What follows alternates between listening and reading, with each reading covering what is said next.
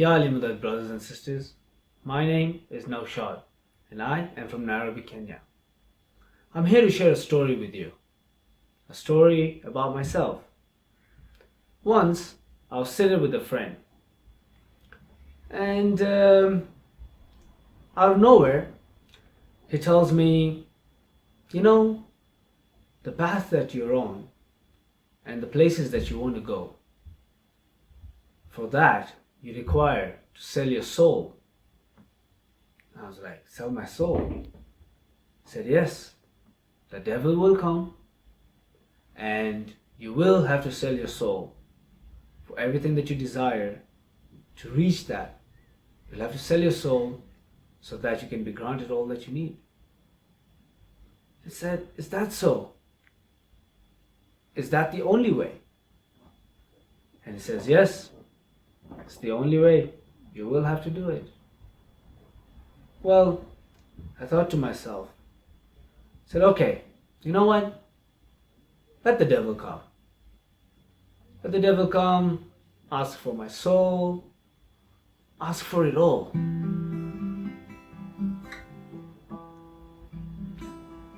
You know what I'll tell the devil? I'll tell him, okay, let's make a pact.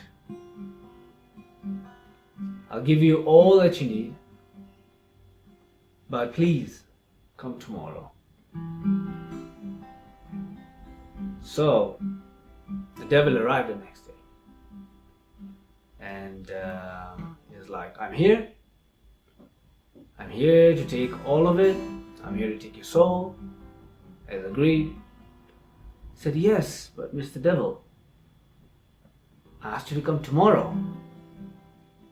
He said, yes, that's why I'm here today.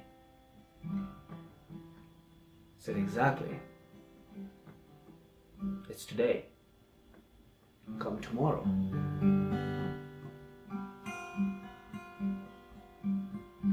So, brothers and sisters, this is for tomorrow. Do enjoy.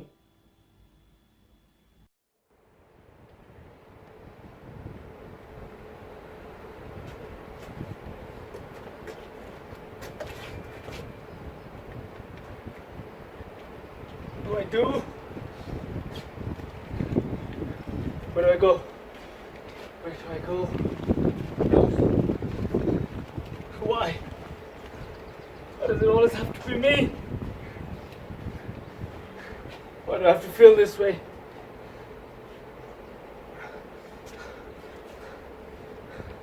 This is my own doing.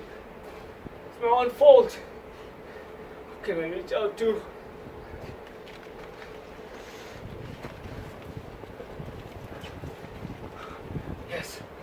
Yes. Let me call.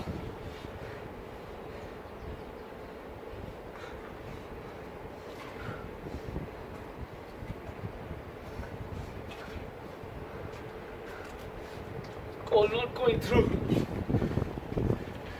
Nobody understands me.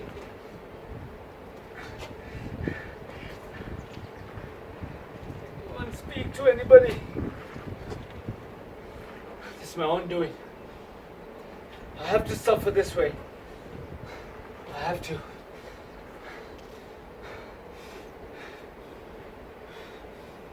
This is what I have to go through.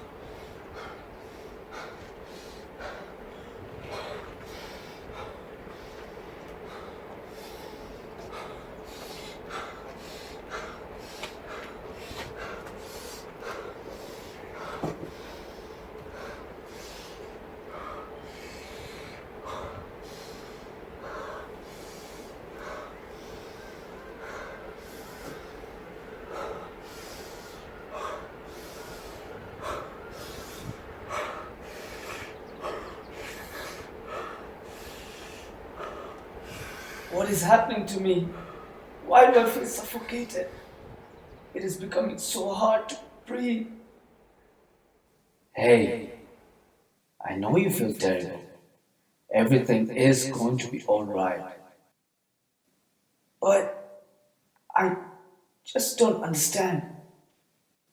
I know it is unpleasant. Don't feel bad. It's hard. I understand. Stay with me. But it would just be better if none of this existed. If I did not exist in the first place, I wouldn't be here. I want you to listen to my voice.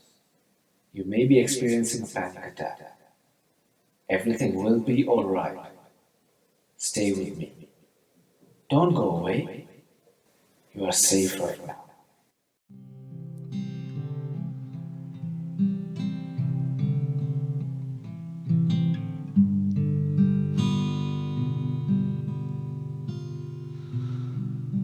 When the world will be no more,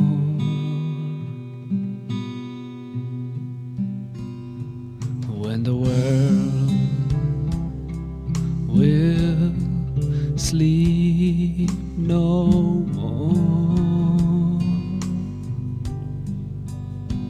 I will dream. Yes, I will dream for tomorrow.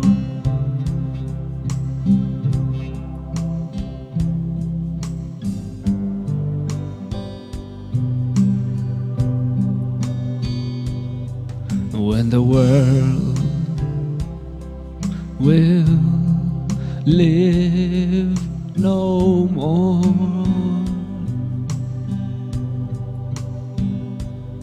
and when the world will believe no more, I will pray. Yes, I will pray for tomorrow.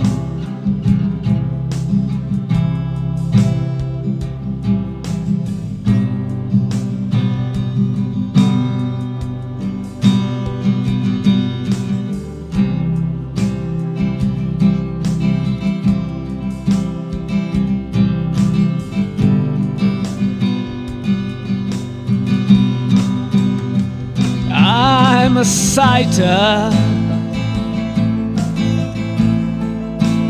I will see. Yes, yes, I'm a fighter. I will be here for tomorrow.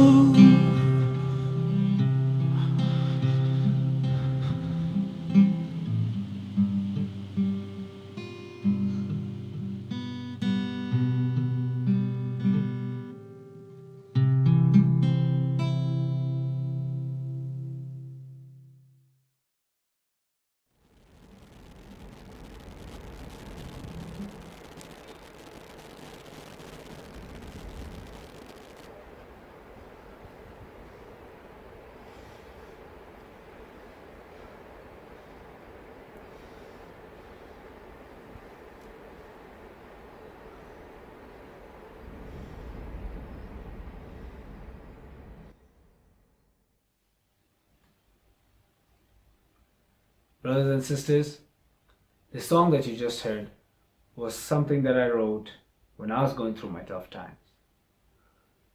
Yes, I was going through a depressing phase, and the words came to me. Fortunately, I played the instrument, so I picked it up and just sang it out as it came to me. It was hard to go through that phase alone. It was tough. All my friends that I could actually speak to, that I wanted to have a physical connection with, were far, overseas. My family and friends around me helped me as much as they could. But depression and anxiety is such a thing that, because of the life we live, the stresses we face, it comes and hits us all of a sudden. Yes, you can study about it, learn about the symptoms of it. But it's tough when you do not know of it, you're not aware of it. And then you expect the people around us to understand. Just as it's hard for you to express what you are feeling, our family and friends, unfortunately, as well, do not have the awareness of it. It's just as hard for them to understand this. But once I spoke to my friend overseas on the phone, it was really hard to open up to him. But I told him how I felt. And he told me, you know what, Naushad? You need to seek help. You need to go see a psychologist, have a therapy session. It took me aback. I said, I'm not a psychopath. Why do I need a psychologist? But he said, no, it's not that way. It's just like if you have a normal flu or a headache, you're going to see a doctor. Get your meds, get whatever you need to do. Just as that, there are therapists out there who can help you go through this phase. You do not have to suffer on it alone. You do not have to feel this depression on yourself. There are ways to get out of it. There are people out there to help you. There are doctors out there to help you, just like there are doctors for anything else. Fortunately, we have CCS, which is the Community Counsel Services. They are for free of charge. Call them up, speak to them, book an appointment, go have a session. I did, and it did help me. And I actually felt proud of myself.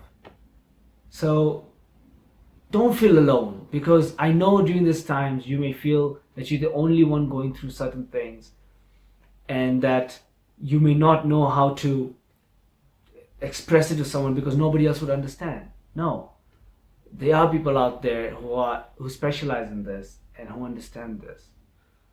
And there's no shame in this. When I went for my first session, I actually felt proud. And my friends said he was proud of me too. So it's just like going to a doctor for anything else. You're going to a therapist. Simple tips I got that helped me transform, such like eating right, sleeping right, sleeping on time, waking up on time. Because there's a certain science that we do not understand. When we do not eat properly, overeat, oversleep, But I would like to tell you all that there's no shame in seeking help. There are specialists out there who can help us. There are doctors out there who can help us. You're not crazy and you're not alone. You should never feel alone.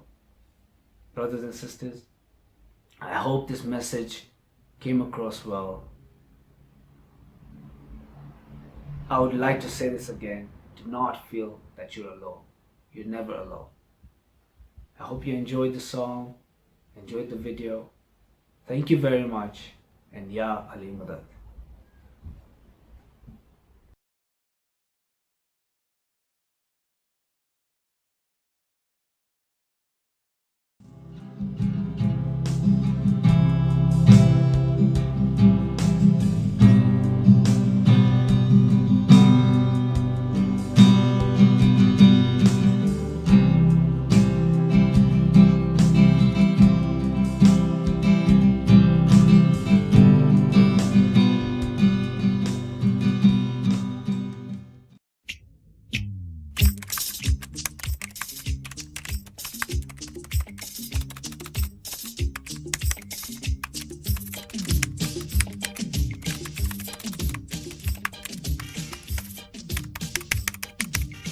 Happiness for me is finding peace within the quiet, but happiness for me is also spending time with the people I love.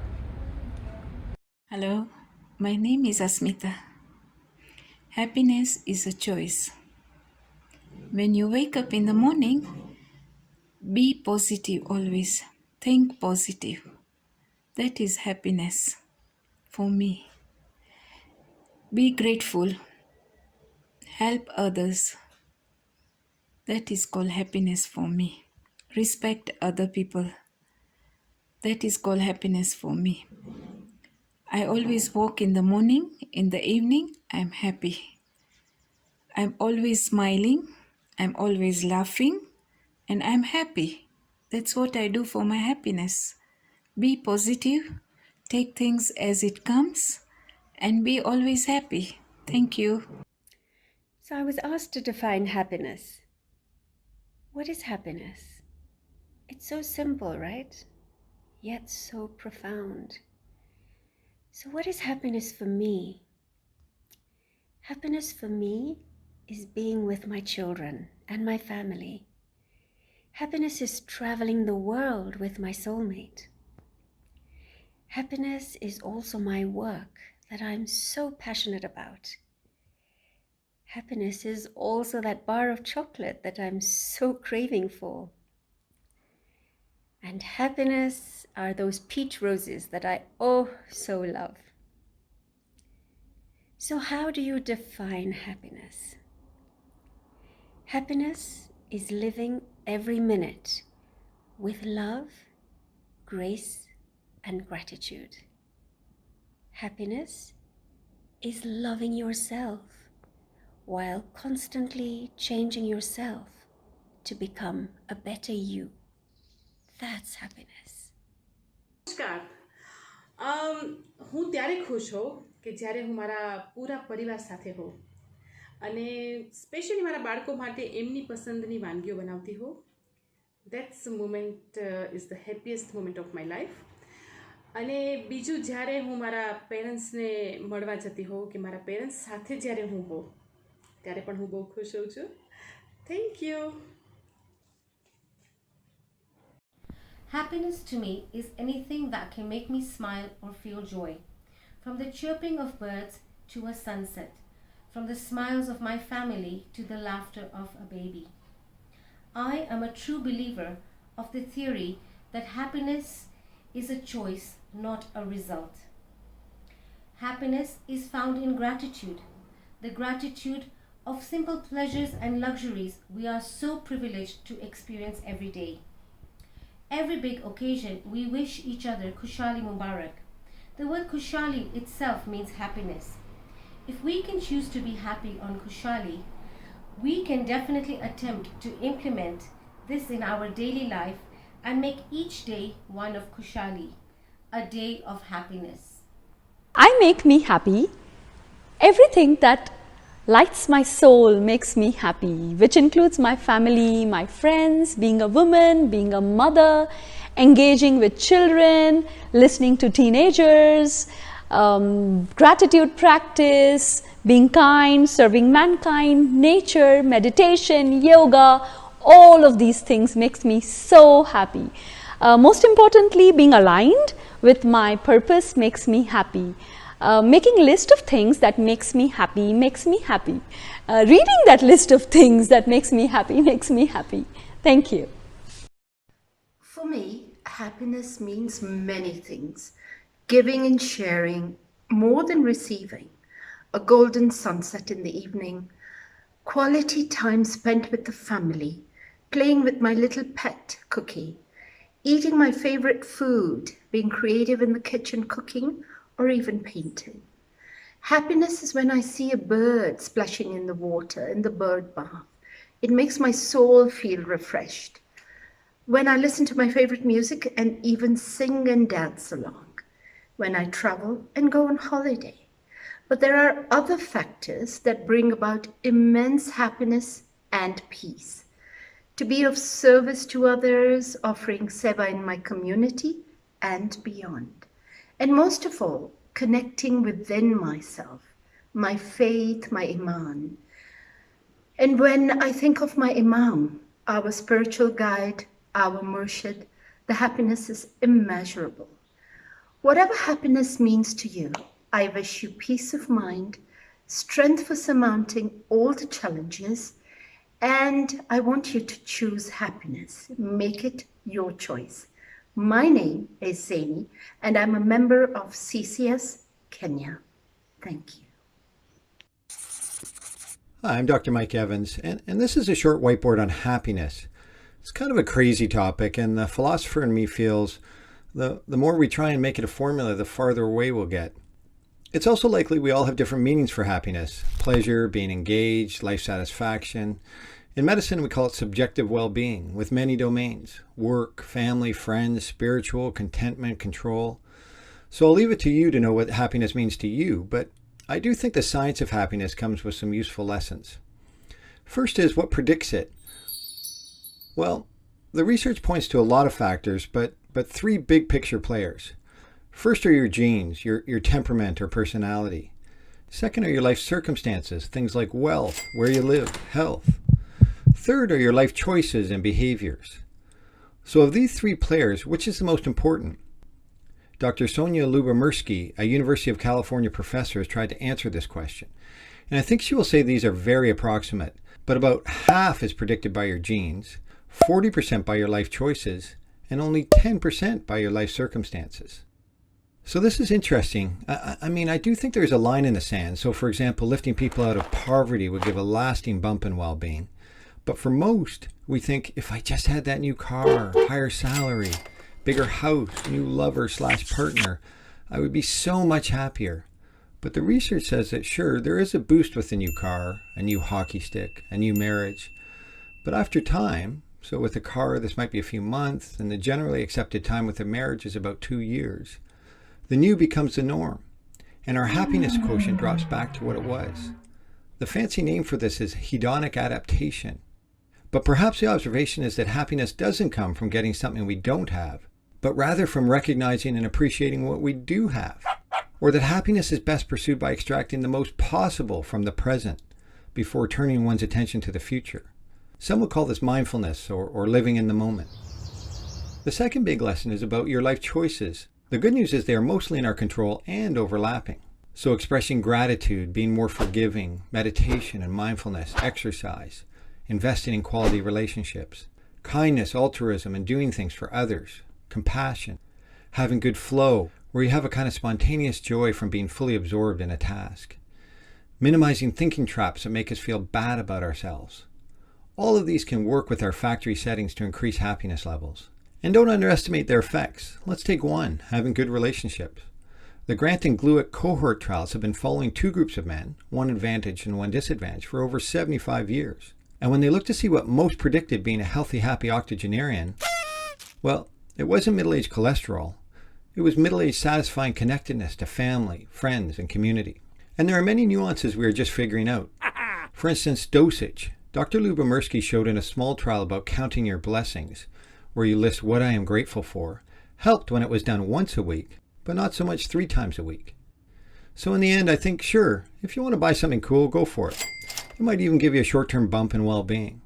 But maybe also consider investing in a few things that have a longer-term effect, a happiness portfolio, if you will. You may have a set point, but just like your risk of heart disease, you can alter this a lot by doing things differently. Hopefully this helps. I'm grateful that you listened and watched. See? I feel better already. Don't worry, be happy. Don't worry, be happy. Don't worry, be happy.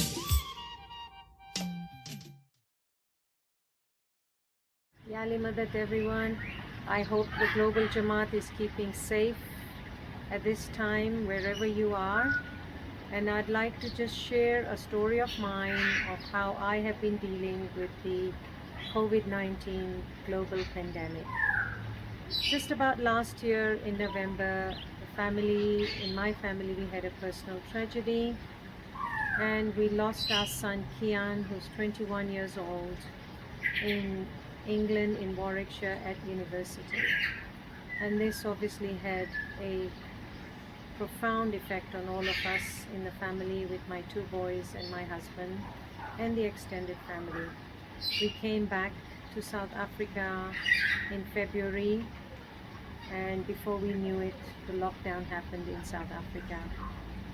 And so I was thinking about all that was happening around the world, all of us being stuck at home, some people living all alone, people losing family members to COVID-19, people unable to explain what was happening.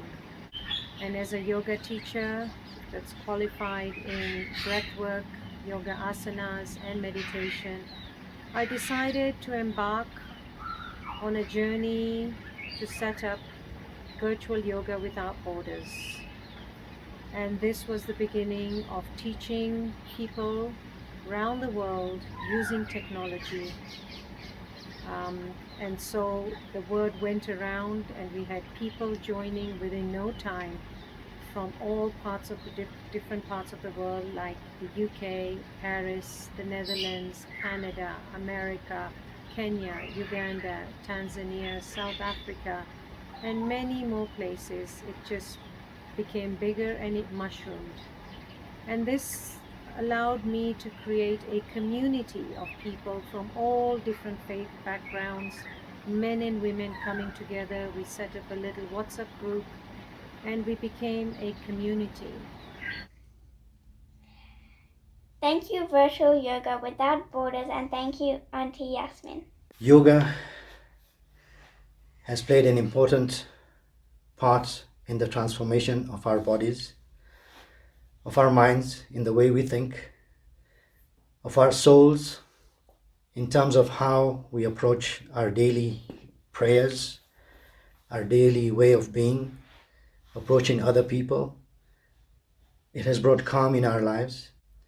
It has shown tremendous transformation, not just for me, for Michaela as well, in terms of her energy, in terms of her confidence levels, in terms of the way she approaches her work and other people and her play.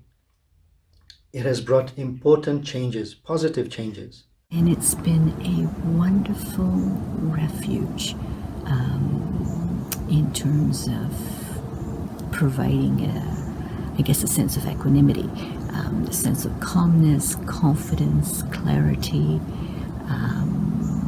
especially during these times of uncertainty. And it's been wonderful to do it through the Zoom platform because it allows you to actually bring it into your space, bring it into your world, bring it into your home, bring it into your family, which is very unique. Virtual Yoga Without Borders provides a beautiful sense of connectivity.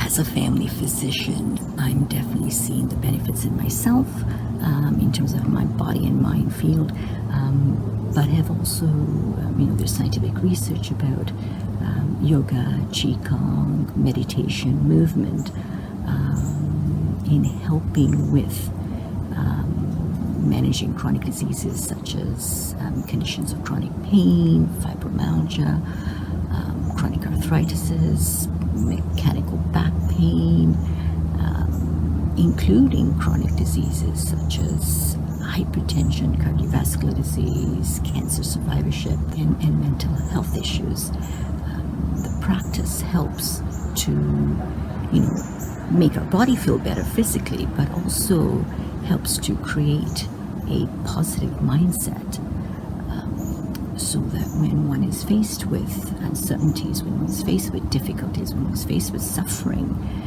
through the yoga practice, you can develop a sense of de-stressing, a sense of responding to these difficult times with more clarity and more positivity. This was absolutely amazing relief and savior during the COVID pandemic. To be able to practice yoga online, which really help breathing better and also help in my meditation practice. Namaste, namaskaram. I've been doing yoga since the lockdown, which was roughly around March. And initially, I wasn't too sure about it because I think it's just the mindset of men. But anyway, it's great. It's benefited me in a great way. And some of the benefits has been my lower back pains and my sciatica.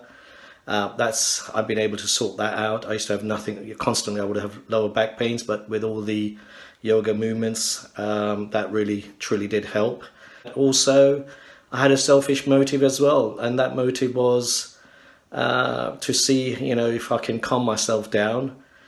Being in the business that I'm in the environment I'm in, it can be very aggressive. So I just wanted to, bring the calmness within myself and deal with situation in a different manner rather than getting agitated or angry. Good morning from a beautiful morning from Dar es Salaam, Tanzania. My name is Naina. I heard about Yasmin from a friend of mine who was doing the yoga on her Zoom classes. And I thought, yeah, let me just sign up because we have no yoga classes these days because of COVID. And believe me, I think that's the best thing I ever did in my life. Yasmin is truly a fantastic teacher. She always cared for her well-being of her students, and she ensures that we are all doing the poses correctly, and she never pushes too much. She has all levels of students, so she would know whom to push and whom not to push, but she's always like, do what you can, don't push yourself, listen to your body. Hello all, my name is Shamin Jaffer and I have been doing yoga with Yasmin since the beginning of COVID. It has helped me tremendously on my breathing exercises and stretches on a mental, physical and spiritual level. Hi everybody, I am Roxana. Yasmin started virtual yoga without borders in March with the lockdown, and I have been doing yoga with her since the beginning. I'm so very grateful as I really feel a difference physically and spiritually. For the past year, I have been doing yoga with Yasmin, and I have seen a vast improvement in mind, body, and soul. My only purpose for doing yoga initially was to grow spiritually, and this has helped me tremendously with my meditation practice and inner growth and awareness. I am more flexible, have more energy, strength, and I am mindful. Even my dogs, Boss and Cuba, are addicted to the Thursday meditation class. They look forward to it every week and religiously sit with me. Hi everyone, my name is Sana. I joined Virtual Yoga Without Borders back in March, just when lockdown started. It's just been truly amazing. Each sessions are really motivating, inspiring, refreshing, re-energizing, and it's truly changed my life. To be honest, joining Virtual Yoga Without Borders was the best decision, and it's truly been amazing since.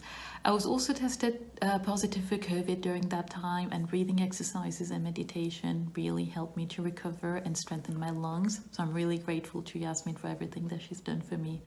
And then I decided what better way now to be able to create something that not only transforms our lives, but to be able to transform the lives of others.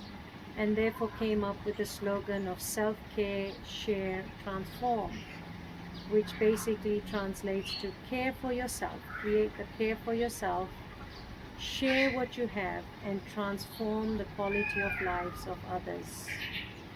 And so we set up a small system where people joined by paying $5 a session, and all these proceeds went towards different projects. One being developing and implementing water pumps in rural areas, which would help communities get fresh water, drinking water in their villages.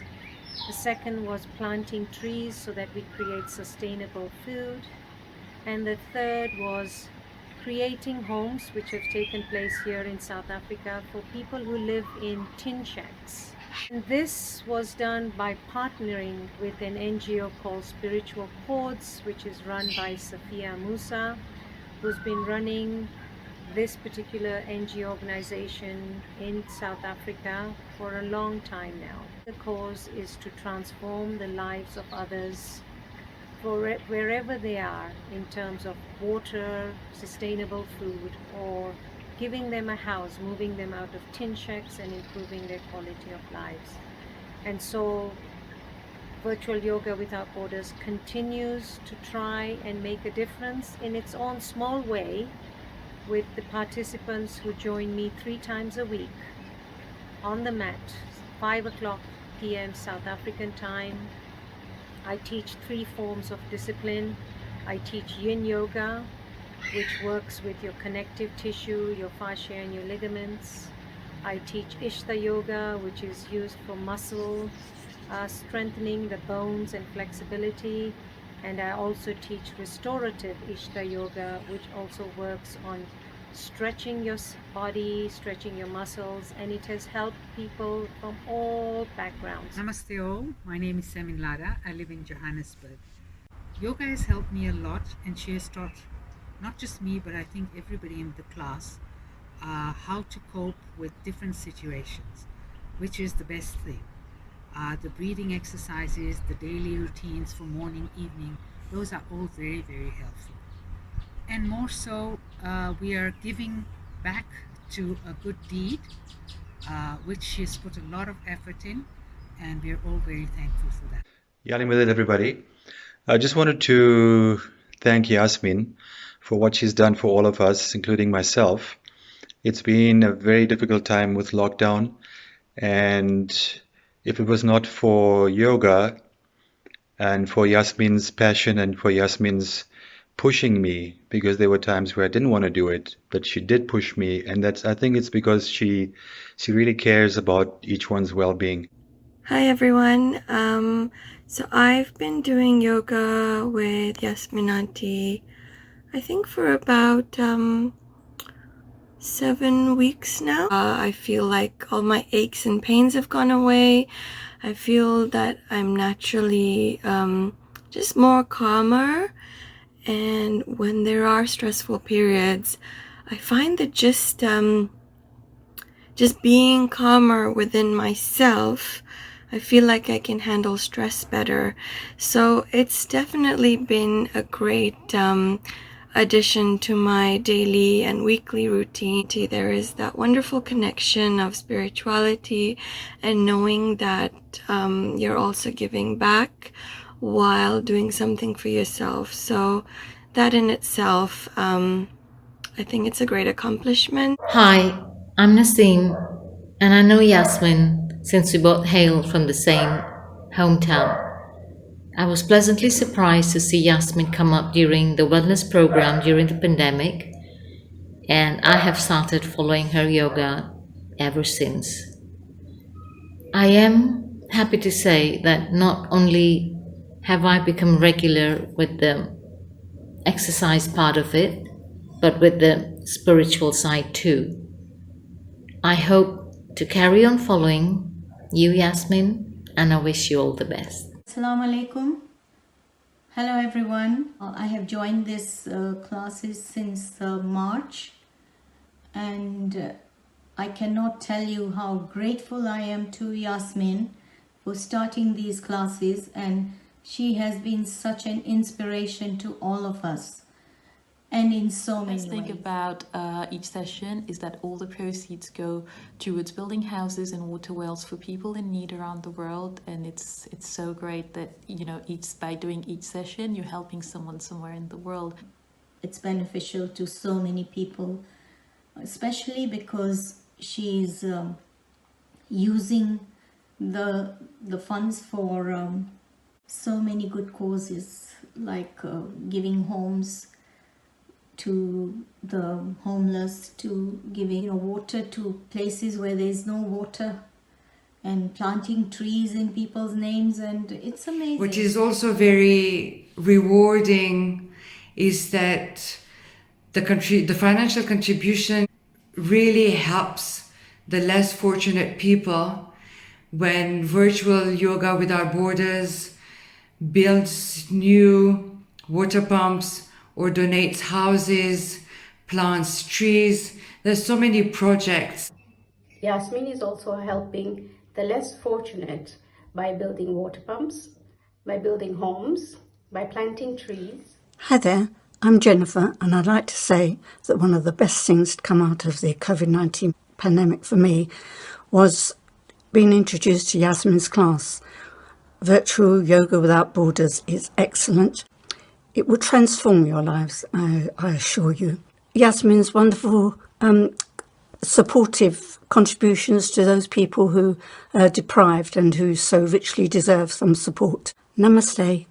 Ciao. The main thing is to be able to transform not only your lives, but the lives of others. And I could not do this without the support of my current students who continue to come to look after themselves and to see the difference and the transformation in their lives. Hello everyone. My yoga journey with Yasmin started at the start of the pandemic.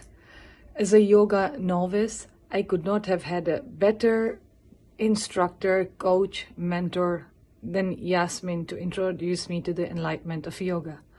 I have and continue to be rejuvenated mind, body and soul through Yasmin's yoga. I'm Shanaz Kassam from London. My yoga journey started in March during lockdown. It helped me immensely to calm my mind and be still. Through this, I was also able to contribute towards less fortunate people with rehousing, with water pumps and tree planting. Being worlds apart, yet uniting everyone for health reasons and helping the world to be a better place. A very commendable act, full of appreciation and blessings. Doing her weekly classes kept me sane and also helped me deal with the anxiety and the uncertainty of these unprecedented times. You're always left in a place of feeling grounded with clarity and focus and peace once you've done a class. I love that the fact that virtual yoga without borders contributes to changing the lives of other human beings, and hope to continue all the classes and make a difference in people's lives. Yali Madat. I've been doing Yasmin's virtual yoga without border classes for the past 5 months now, since lockdown began. And I can honestly say that I can see an improvement in mind, body and soul. So from a body perspective, I can see an improvement in my flexibility, in my strength, in my stamina. And from a mind perspective, the pranayams and breaths that she's taught us to do, which are different in the morning and different in the evening, also really help to, in the morning, wake me up and make me feel more alert. And the evening breaths help to calm the mind, and also useful to do if one's about to go into meditation, for example. And if you contribute towards them, you'll find that the money goes towards those that need it most. So for example, she has projects that involve tree planting, that involve providing homes for the homeless, and so it's a double advantage. You'll see a personal advantage, but you'll also feel that you're contributing towards the greater good. The classes were really helping me to be relaxed.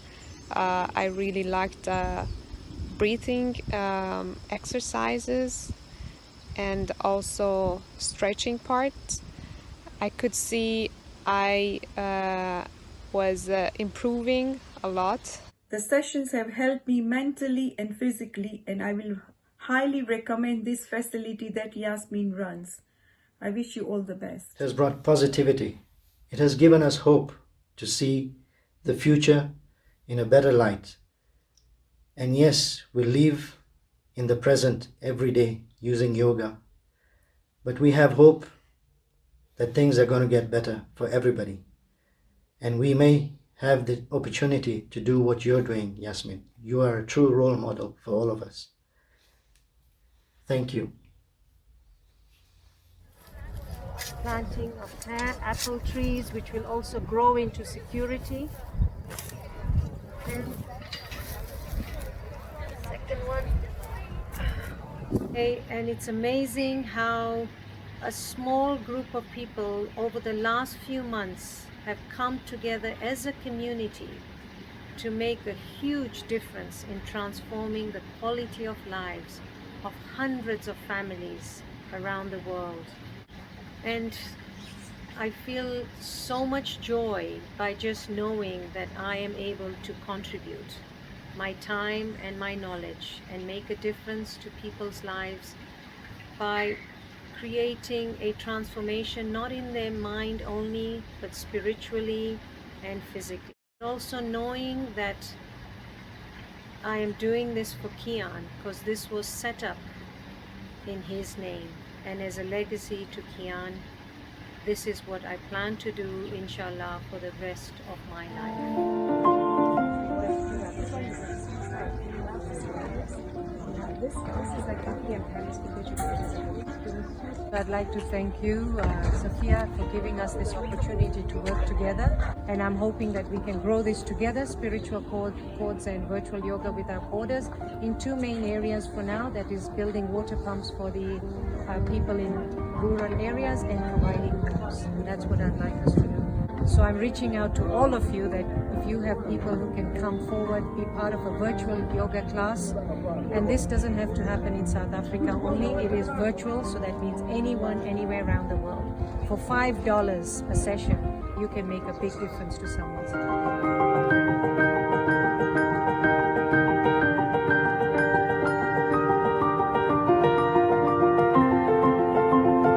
So we decided to come together and give you this new home. Oh, thank you so much, Lynn. Yeah, this is your new home. I'd like you to come and see it with us and bring your two children. Thank you so much. Oh, surprise! Oh, thank you so much.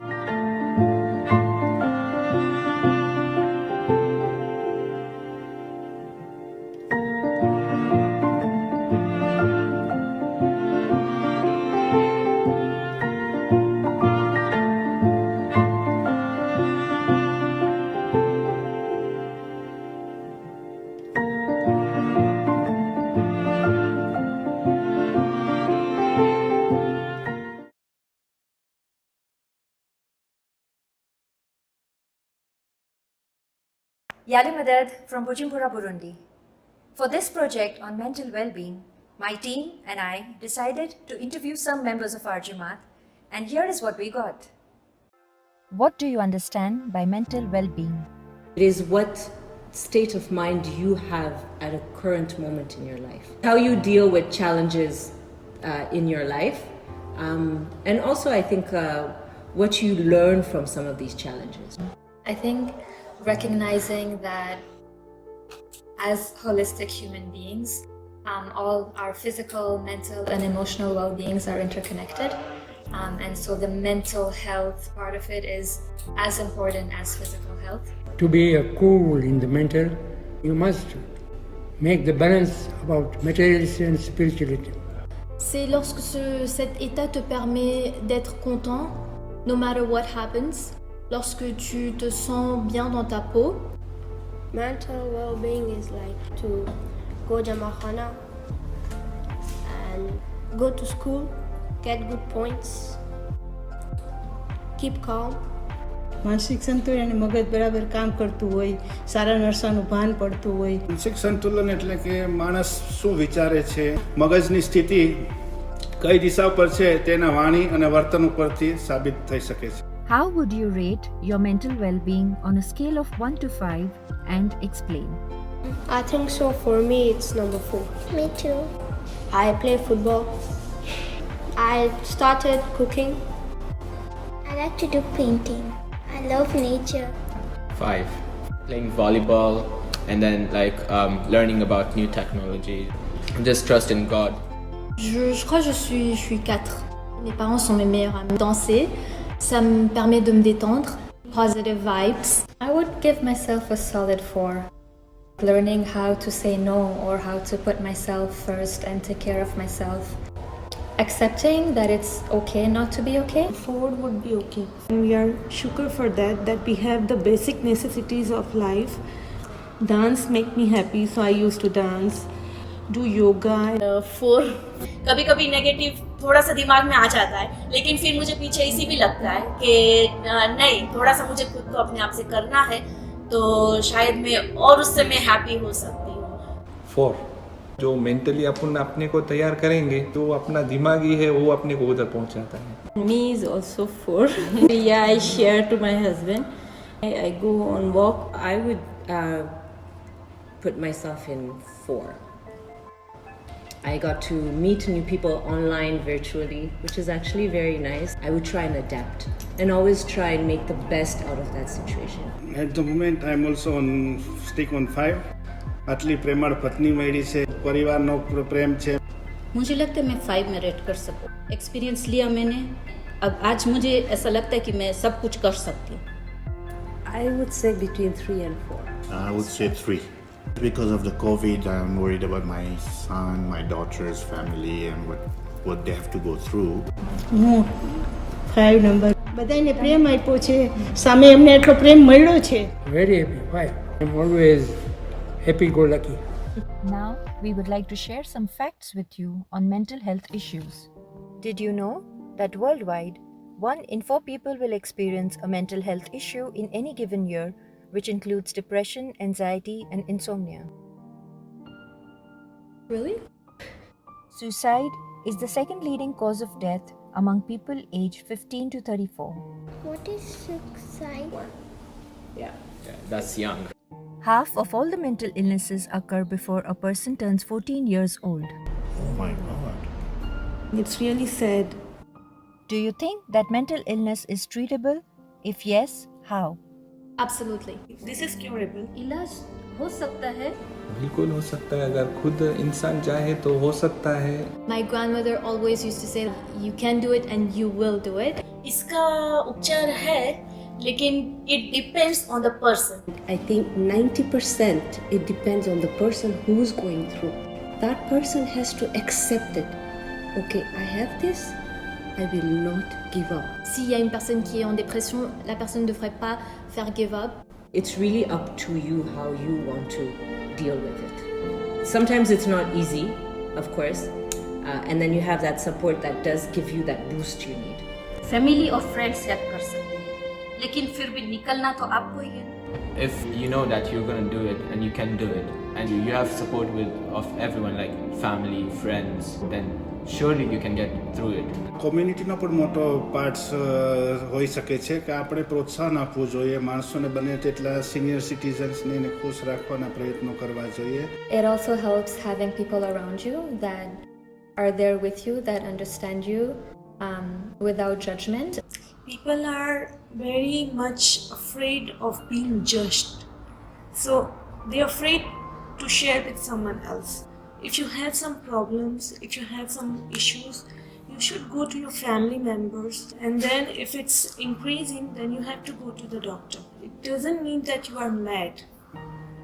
It is an issue. It is very common. The first thing is to acknowledge its presence, to acknowledge that, okay, I'm not okay. માનસિક બીમારીના બધા પેશન્ટના અલગ અલગ કારણો હોય છે, તો એ કારણો જાણવા જરૂરી છે કે શેને લીધે એ માનસિક બીમારી થઈ છે. अगर आप किसी चीज़ में खुद को ऑक्यूपाई कर सकते हैं तो आपकी मेंटल हेल्थ ज़्यादा अच्छा हो सकता है. You have to all the time on the prayer with Allah, and you have to be very, very patient. And when you are patient, you are nearby Allah, and Allah is your friend. Even faith is very important. I think so. Meditation. Do bandagi. Take them to new places. If you go to another place, you will feel change. My husband used to help other people, like good deeds, and he feel relaxed from inside, and that makes him happy. તો આજે એક માણસને આપણે ખુશ રાખશો તો એ બીજાને ખુશ રાખવાનો પ્રયત્ન કરશે. તો આ રીતના આપણે આગળ જઈ બધાને આપણે હળીમળીને રહી શકશું ને સારી રીતે બધાને રાખી શકશું. Do whatever makes you happy. The happiness of your life depends on quality of your thoughts. क्योंकि ये जो रोग है वो इंसान अपने दिमाग में खुद पैदा करता है. हाँ, कोई मुसीबतें होती है, मगर इंसान अगर चाहे तो इस सब मुसीबतों को दूर कर सकता है. वो इंसान के पास है ताकत. Have you ever experienced or do you know someone who has experienced mental health issues? Schizophrenia. માનસિક રોગ છે, મારી બેનને જ હતો. સિસ્ટરને જ હતું. એટલે એ બહુ નજીકથી જોયેલું છે બધું.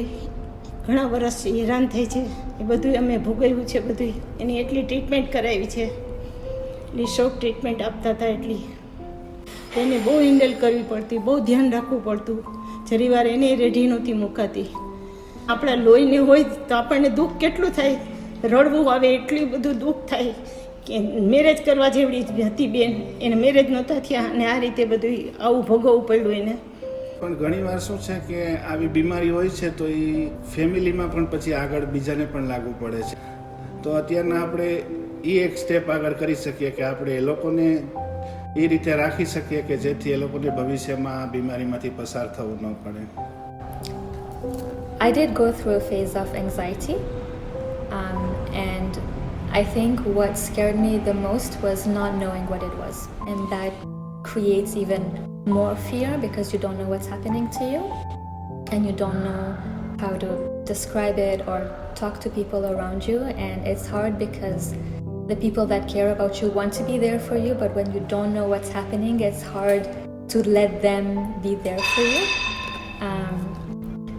But once you know what it is, and the more you talk to people, the more you realize you're not alone in this and that other people also go through it. That's a huge relief, I guess. Actually मेरे dad थे, तो आज हम लोग miss कर रहे हैं dad को। और मेरे डैड जो थे वो मेंटली डिस्टर्ब थे, उसके वजह से हम लोग की पूरी फैमिली को भी थोड़ा सा टेंस हो गया था, और डैडी इतना नहीं कर पाते थे जो हम लोग को इतना स्ट्रगल करना पड़ता था, और मैं हमेशा डिप्रेस रहती थी। मैं सॉल्व कर सकती थी कि हाँ नहीं, मेरे को आगे बढ़ना है, मेरा भी एक गोल है, मेरी भी विशेष है, तो मुझे समझ में नहीं आता था कि मैं क्या करूं। मुझे सपोर्ट करने वाले भी थे मेरी फैमिली में से, खुद से भी मैंने भरोसा रखा कि नहीं, तू ज्यादा डिप्रेस रहेगी, तू ज्यादा ये सब सोचेगी तो कुछ नहीं होगा, तेरी भी लाइफ है, तेरे को भी आगे बढ़ना है और तेरी फैमिली को भी आगे बढ़ना है। मेरी फैमिली ने मुझे उंगली पकड़ के मुझे सब कुछ सिखाया, तो बस मैं आज दो पैर पे खड़ी रह पाई। I had, when I was very young, at age of 15, 16, when I lost my father, then I used to be a materialist. But since I lost my wife, and I had a good friend here, he was Smiley also, and he lifted me up, and because of him, today I'm here in front of you. That is my first food which I'm having is my prayers. And my love with God, with Allah.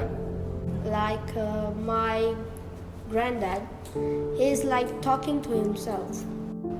Someone really special to me has been through this depression. It was a very, very difficult phase for the person and also for me, because I couldn't do anything much to help that person. But eventually we all came together and we did it. We took her out of the depression phase and now we're extremely happy together. मेरी wife pregnant हुई, इसके बाद में 9 महीने बाद miscarriage हो गया, तभी 2 फरिश्ते आए। किसी ने हेल्प की और उसको उस दिमागी में से, क्योंकि वो बहुत अंदर डीप में चली गई थी कि मेरा बच्चा चला गया है, मेरा बच्चा चला गया है, तो उसको उसमें से निकाला। इसके बाद में पॉजिटिव थिंग्स थी उनको कि भाई तू सब्र कर, हो जाएगा, तो वो हिसाब से धीरे धीरे ऊपर आते आते फिर बच्चा भी हो गया और वापस लाइफ स्ट्रेट हो गई सीधी, और आज खुश हैं हम। I had gone through postpartum depression, and it is very bad feeling. You can't explain to someone. It's very hard to accept that feelings, and for me, I cope up with these feelings because I share this with my family friend and my family, and they give me idea what to do, what not to do. Just if you want to cry, just cry loud. It's okay. If there is a problem, it's okay. It doesn't matter. It happens to many people, and in some of the years you will cope up with this situation, and that's true. In starting, I feel very bad about this, and I don't want to share it with other people as well. Then I accepted that I am suffering from this problem. How early I will accept it, it's very important. I accept it, and then I share with her, and then she told me that now it is happening to you, just do whatever you like to do, what makes you happy, you do it. Give your body some time. It can happen with everybody. I think I am very fortunate about this. I got very good family and friends.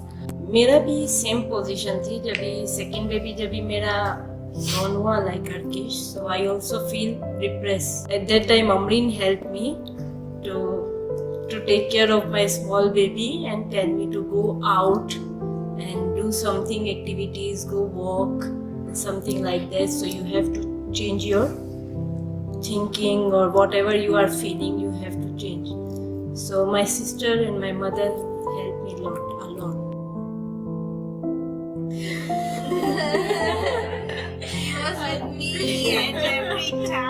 Actually, we have been through, and this was with Aziza. At the beginning, you say to yourself as a parent, why us? Or why her? It's obvious when you know what your daughter is going through, you feel sad. So this happened to me about 12 years ago. And it was a time in my life where I was very young and motivated and enthusiastic and dynamic, and I felt like I can conquer the world. When this came, it really broke me. So what I had is called Cushing syndrome, which is a very rare hormonal disease. And so I remember when we went to see the doctor, my mom was with me, and the doctor said, oh, I think this is what you have. And this could be a tumor in the brain. I think the first reaction I had was a bit of a shock first. And then I thought about it and I said, you know, if I have this, it's okay, I'll live with it. I think what really helped me was having my parents there. Honestly, my mom took time off because we were separated. I lived in Canada, they lived here. I was on my own over there with my brother. And my mom spent 10 months with me in Canada. And she was like my biggest support.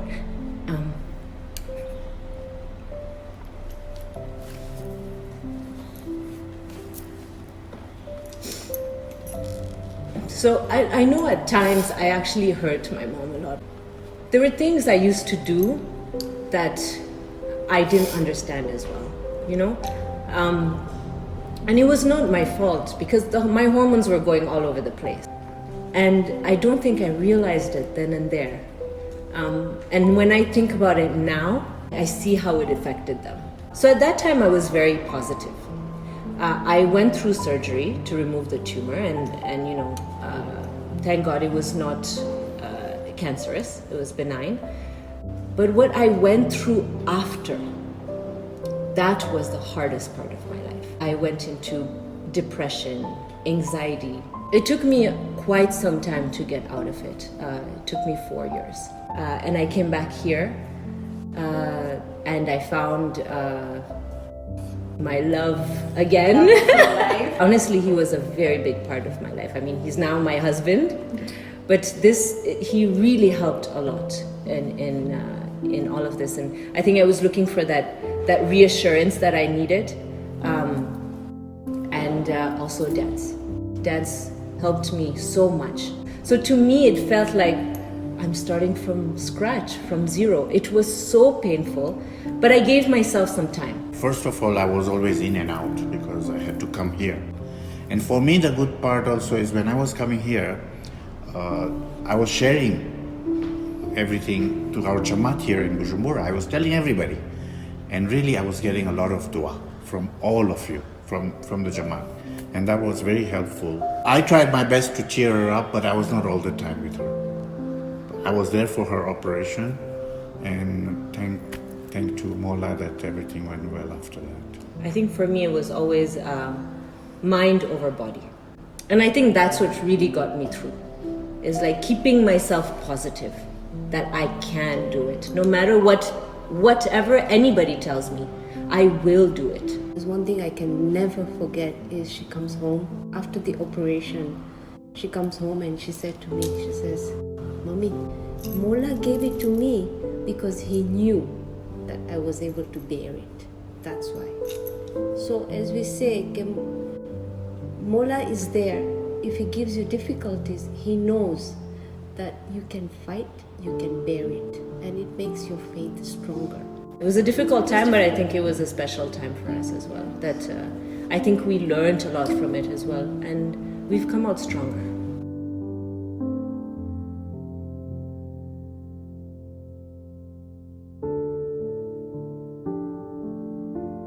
How do you feel after talking to us?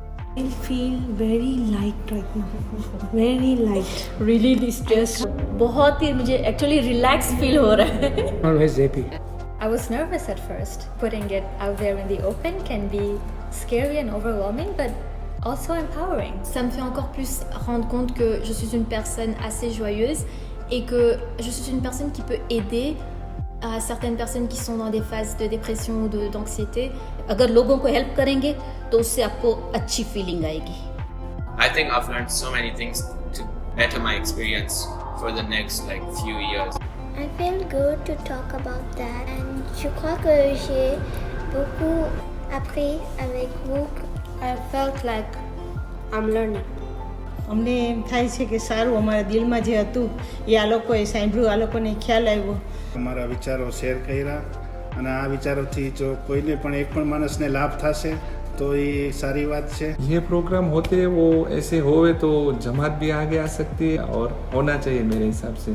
It feels nice to be able to share and to able to tell people that if we've gone through it, if them as parents have gone through it, if me as a young person went through it and came out of it, really anybody can.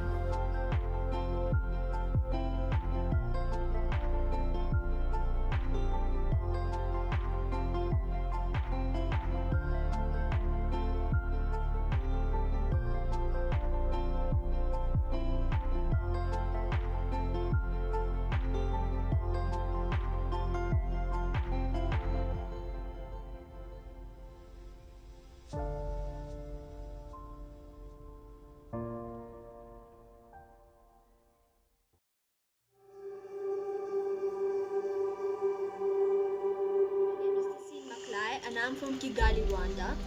Due to the coronavirus pandemic, life as I know it changed completely. I was suddenly thrown in between unprecedented and uncertain times, and I could not help but linger on the negative side of the pandemic and overthink. I soon realized that overthinking was not the solution to my problem, so I decided to occupy myself by learning a new skill. I took up some online courses and learned how to code. Learning how to code not only helped me stay productive, but it also helped me realize that my mental well-being did not depend on my surroundings, but rather on how I reacted to my surroundings. Thank you and Yali with it.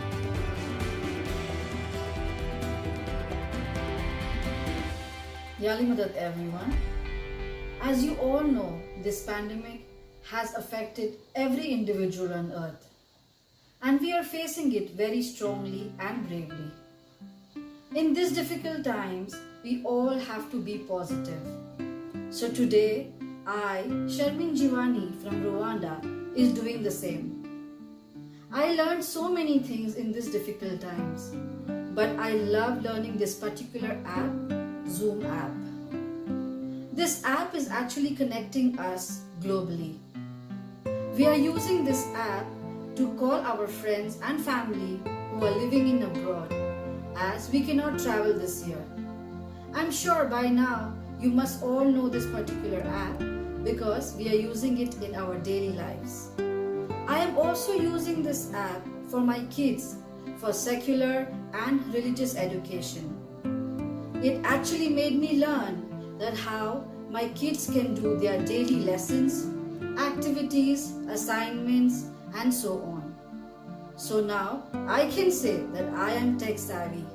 I can proudly say that I am keeping myself updated with the technology of the 21st century. Thank you, Yali Madad.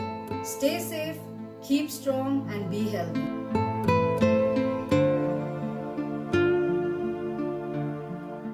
Yali Madad everyone. My name is Merdamji and I'm from Kigali, Rwanda. The COVID-19 lockdown has brought our lives to a standstill and changed our daily routines. During this time, it is important for me to look after my physical well-being by exercising regularly, but also focusing on my mental health. I achieve this by regularly being in touch with my family, friends, and community through social media apps such as Zoom, WhatsApp, YouTube, and others. During this time, it is important to be respectful towards other people, be open-minded, but also to learn from others. At the end, we need to be positive in order to fight this virus. Yali Madad and stay safe. Thank you.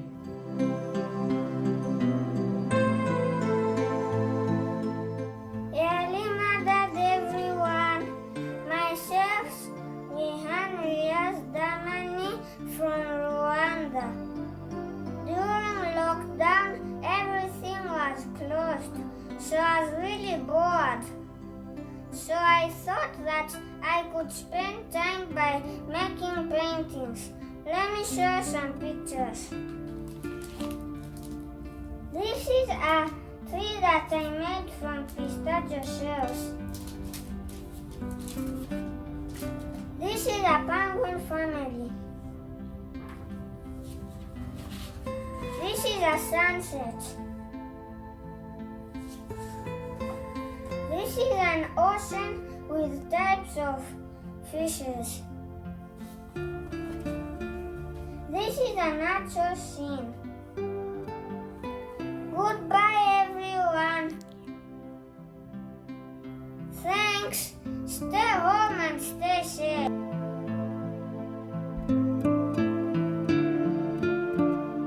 Hi, my name is Ariana Jivani. I am from Rwanda. When it was lockdown, I spent time with my family and I did some fun activities to keep myself busy and healthy, like art, yoga, and dancing. Let me show you my art pictures. Here's a tree. Here's a fish. Here's a market. I will buy food from it. Thank you. Bye. Stay safe.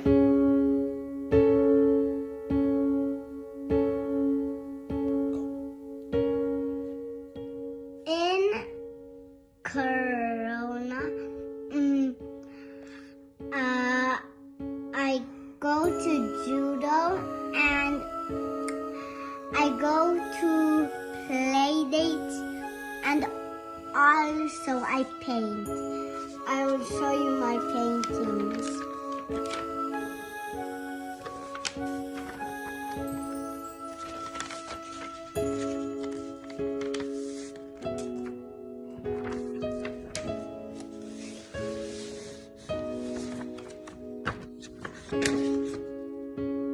Bye.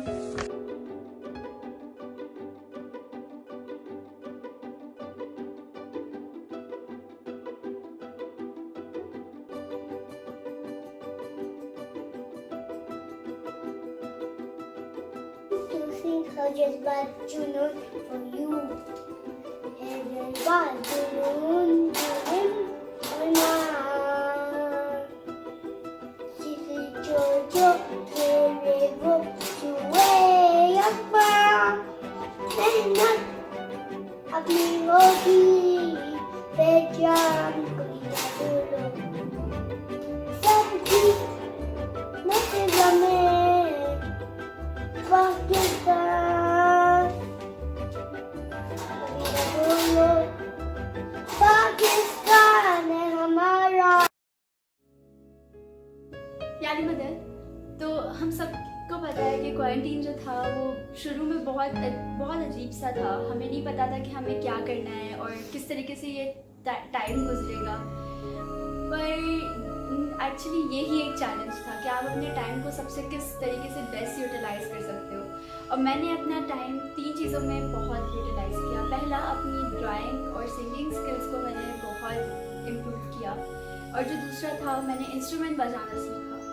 जो third था, जो मेरे लिए particularly बहुत beneficial था, वो था कि हम हर थर्सडे को एज अ फैमिली हमने एक प्लान किया था कि हम हर थर्सडे को एक जूम मीटिंग रखेंगे जिसमें हम जो है हम अपने प्रॉफिट्स और इमाम के बारे में बात करेंगे. तो हमारा जो ये जो चैलेंज था वो आई गेस इस पूरे क्वारंटाइन टाइम को हमने बहुत अच्छे से यूटिलाइज किया. और आई थिंक कि ये हम बेस्ट वे था जो उसमें हमने अपनी चीज़ों को यूटिलाइज करना सीखा. Thank you.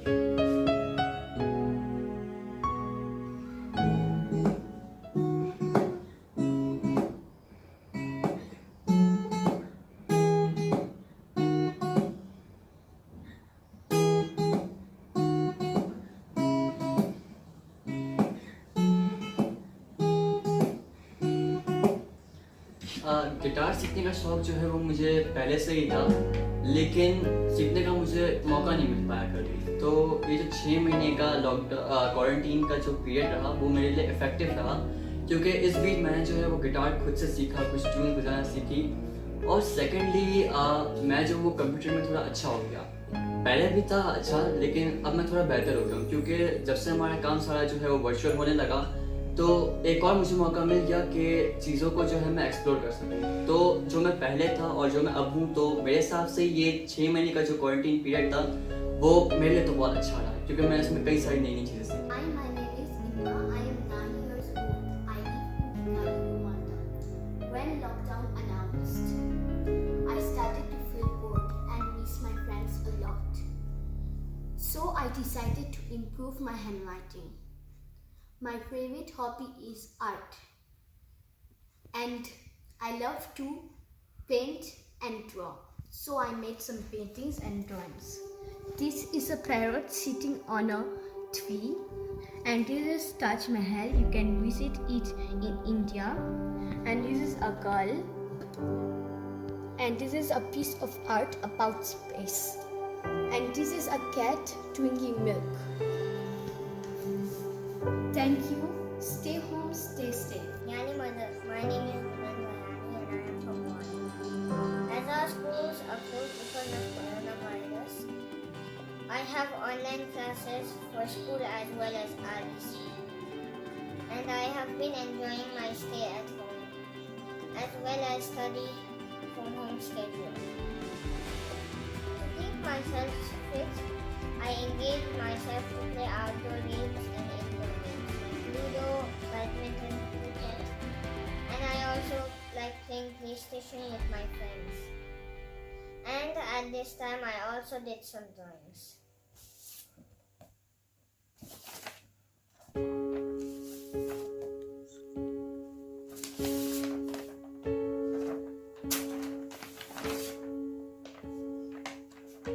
What I learned in this situation is to be strong and eat healthy so we can be fit and we can fight this pandemic.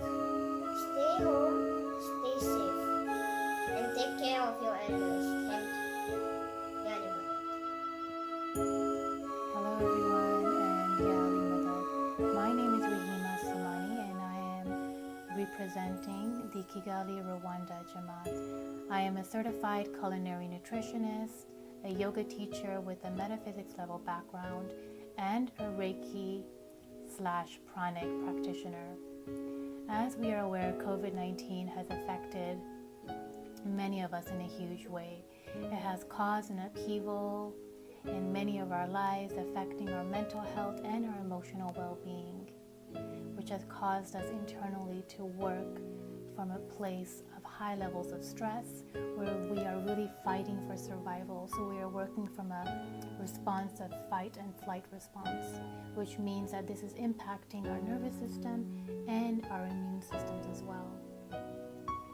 I believe that it's very important right now to really take care of our immune systems, especially during these times. And so though we cannot control what is happening on the outside, I believe we can definitely control what is happening internally for us. One of the most super powerful tools that has helped me to decompress, to de-stress, to find a place of calm and peace is a very simple and effective tool known as yoga. Yoga is a very ancient practice which involves mind, body, and breath. And so we are using the physical aspect, which is the exercise, asanas, combined with breath, known as our pranayama technique, which is our breathing techniques. And this is usually followed through by a meditation practice or a resting pose. The beautiful thing about yoga is it really helps to tap into our parasympathetic nervous system, which is ideally where we want to work from. This is the place where our levels of stress just decrease right away. So we are working from a place of complete balance, where we are just releasing anxiety and any fear-based thoughts and just working on really centering ourselves. So for those of you who want to make that change, please find some time for yourselves and practice yoga. You can also do that with me on my live account on Instagram at RA_SOMANI09.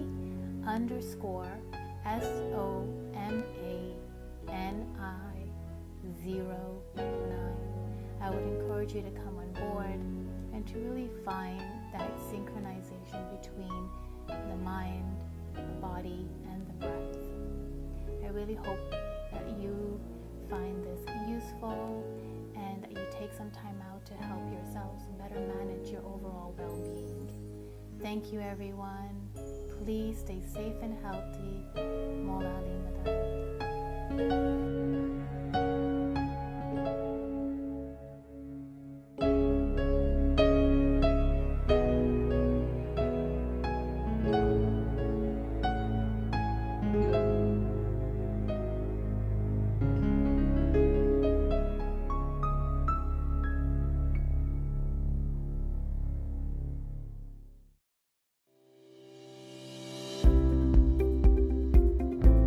Welcome to Kinshasa, the capital of the Democratic Republic of Congo.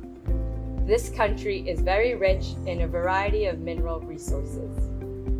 Our flag, which is a sky blue field divided diagonally by a red stripe bordered by yellow stripes, and a yellow 5-pointed star appearing in the upper corner.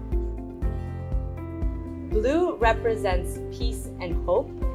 Red represents the country's martyrs, yellow the country's wealth, and the star symbolizes unity and the brilliant future that lies ahead for the DRC. Once coined the Heart of Darkness by Joseph Conrad, Kinshasa is now a bustling city with over 14 million inhabitants. Of those, 2,600 are Ismailis. Our history in the DRC spans over 100 years. SWB and AKHB looked at the theme of transformational change as an opportunity to share the opening of our Ismaili Jamaat Khana Center in Kinshasa, and also to share with you these individual stories of becoming first-time homeowners, and therefore positively contributing to our Jamaat's mental health, identity, and their place on this African continent, which many of them now call home. IJKC opened in 2013. This is the first and only one in Africa. It is also the first purpose-built Jamaat Khana in the past 70 years. The opening of IJKC in Kinshasa was truly transformational for our Jamaat. It has helped our Jamaat and further inspired a group of our members to provide housing as an Ismaili initiative. Alors, en ce moment, nous sommes ici dans le centre ismailien de Kinshasa. Nous sommes vraiment chanceuses d'avoir un si beau endroit et un Jamaat Khana Kinshasa. La beauté est mise en valeur par le jardin. Jamaat Khana est une grande importance dans la vie de nous tous. Alors, Nagibanka, je peux vous demander, en quoi Jamaat Khana a-t-il été important dans votre vie? C'est vraiment important pour la vie de tout le monde. Et c'est la présence de Jamaat Khana, c'est très nécessaire. Et c'est un cadeau que notre imam nous a donné et il faut l'appliquer. Maintenant, Muniranti, pensez-vous que notre jeune génération peut-il bénéficier des activités quotidiennes s'il y a une présence régulièrement à Jamaat Khana? Ah si, bien sûr. C'est dans le Jamaat Khana qu'on trouve tout le courage qu'on a. Avec tout ce qui se passe dans ce nouveau monde, c'est le seul endroit où on peut trouver la force. On trouve dans nos institutions le courage, des nouvelles idées. Et en voyant nos frères et sœurs, la vie qu'ils mènent, on a une inspiration pour eux. On se voit là où il y a nos défauts et notre continuité et notre progression. Nous demandons que les jeunes d'aujourd'hui puissent venir chaque jour à Jamaat Khana. Et c'est une nécessité. C'est pour l'avenir, pour eux-mêmes et pour nous tous, dans le monde entier. Dignité, c'est la présence quotidienne à la mosquée. Le Jamaat Khana, c'est un endroit où nous sommes nourris spirituellement. Et c'est l'endroit où nous trouvons le courage pour affronter tous nos problèmes. Toute notre vie est tumultueuse et c'est chez lui, c'est auprès de lui que nous trouvons ce courage-là, cette force, cette joie de traverser tous nos problèmes dignement. Et la nouvelle génération doit savoir que ce Jamaat Khana, c'est un cadeau de Imam. Et nous devons lui rendre ce respect-là, cette amitié, cet amour. C'est en venant toujours au Jamaat Khana et nous incliner devant lui. Nous devons nous incliner devant lui car c'est lui le maître de la dignité. C'est lui le maître de la terre. C'est lui le maître de l'univers. C'est en lui que nous avons eu la force de traverser toute cette vie. Ce n'est pas facile, mais c'est à lui qu'on doit remercier. Et de chez lui nous vient la force. Faridbhai અને રેશમા, સૌથી પહેલાં તમારી ફેમિલીને welcome. તો તમે જ્યારે આ નિર્ણય લીધો તમારું પોતાનું માલિકીનું મકાન લેવાનો, તો જમાતખાનાનું તેના ઉપર કેવી રીતના અસર? જેમ તમે કીધા કે આપણને જે લીડરશીપને ગાઈડન્સ મળતું હોય છે કે યુનિટીમાં રહી અને યુનિટી બિઝનેસ કરે, એના ઉપરથી યુનિટી કમિટી ઇન્સ્પાયર થઈ અને યુનિટી હાઉસિંગ કમિટી બની અને એમણે જે પ્રમાણે શોર્ટ ઇન્સ્ટોલમેન્ટ પેમેન્ટથી જે હાઉસિંગ સ્ટાર્ટ કર્યું, અલ્હમ્દુલિલ્લાહ 2 પ્રોજેક્ટ એમણે કર્યામાં એક એ લોકો ઓલરેડી ડન કરી ચૂક્યા છે અને એક અંડર કન્સ્ટ્રક્શન છે સુખરમલા. જ્યારે આપણે આ ડિસિઝન લઈએ છીએ, જ્યારે આપણે નિર્ણય લીધો કે ભાઈ મારે આ મકાન લેવું છે, તો એના માટે તમને ઘણા બધા પડકાર આવ્યા હશે, ઘણા બધા ચેલેન્જીસ આવ્યા હશે, તો તમે તે શેર કરી શકશો? ઘણા બધા એની અંદર ક્વેશ્ચન્સ આવ્યા કે આપણને આપણું સેવિંગ આની અંદર બ્લોક કરવું કે નહીં, ફ્યુચરમાં આવું ચાન્સ મળશે કે નહીં, ફ્યુચરમાં શું હશે આની અંદર, અને આ સ્ટેબિલિટી માટે પણ ઘણા બધા પડકારો આવ્યા.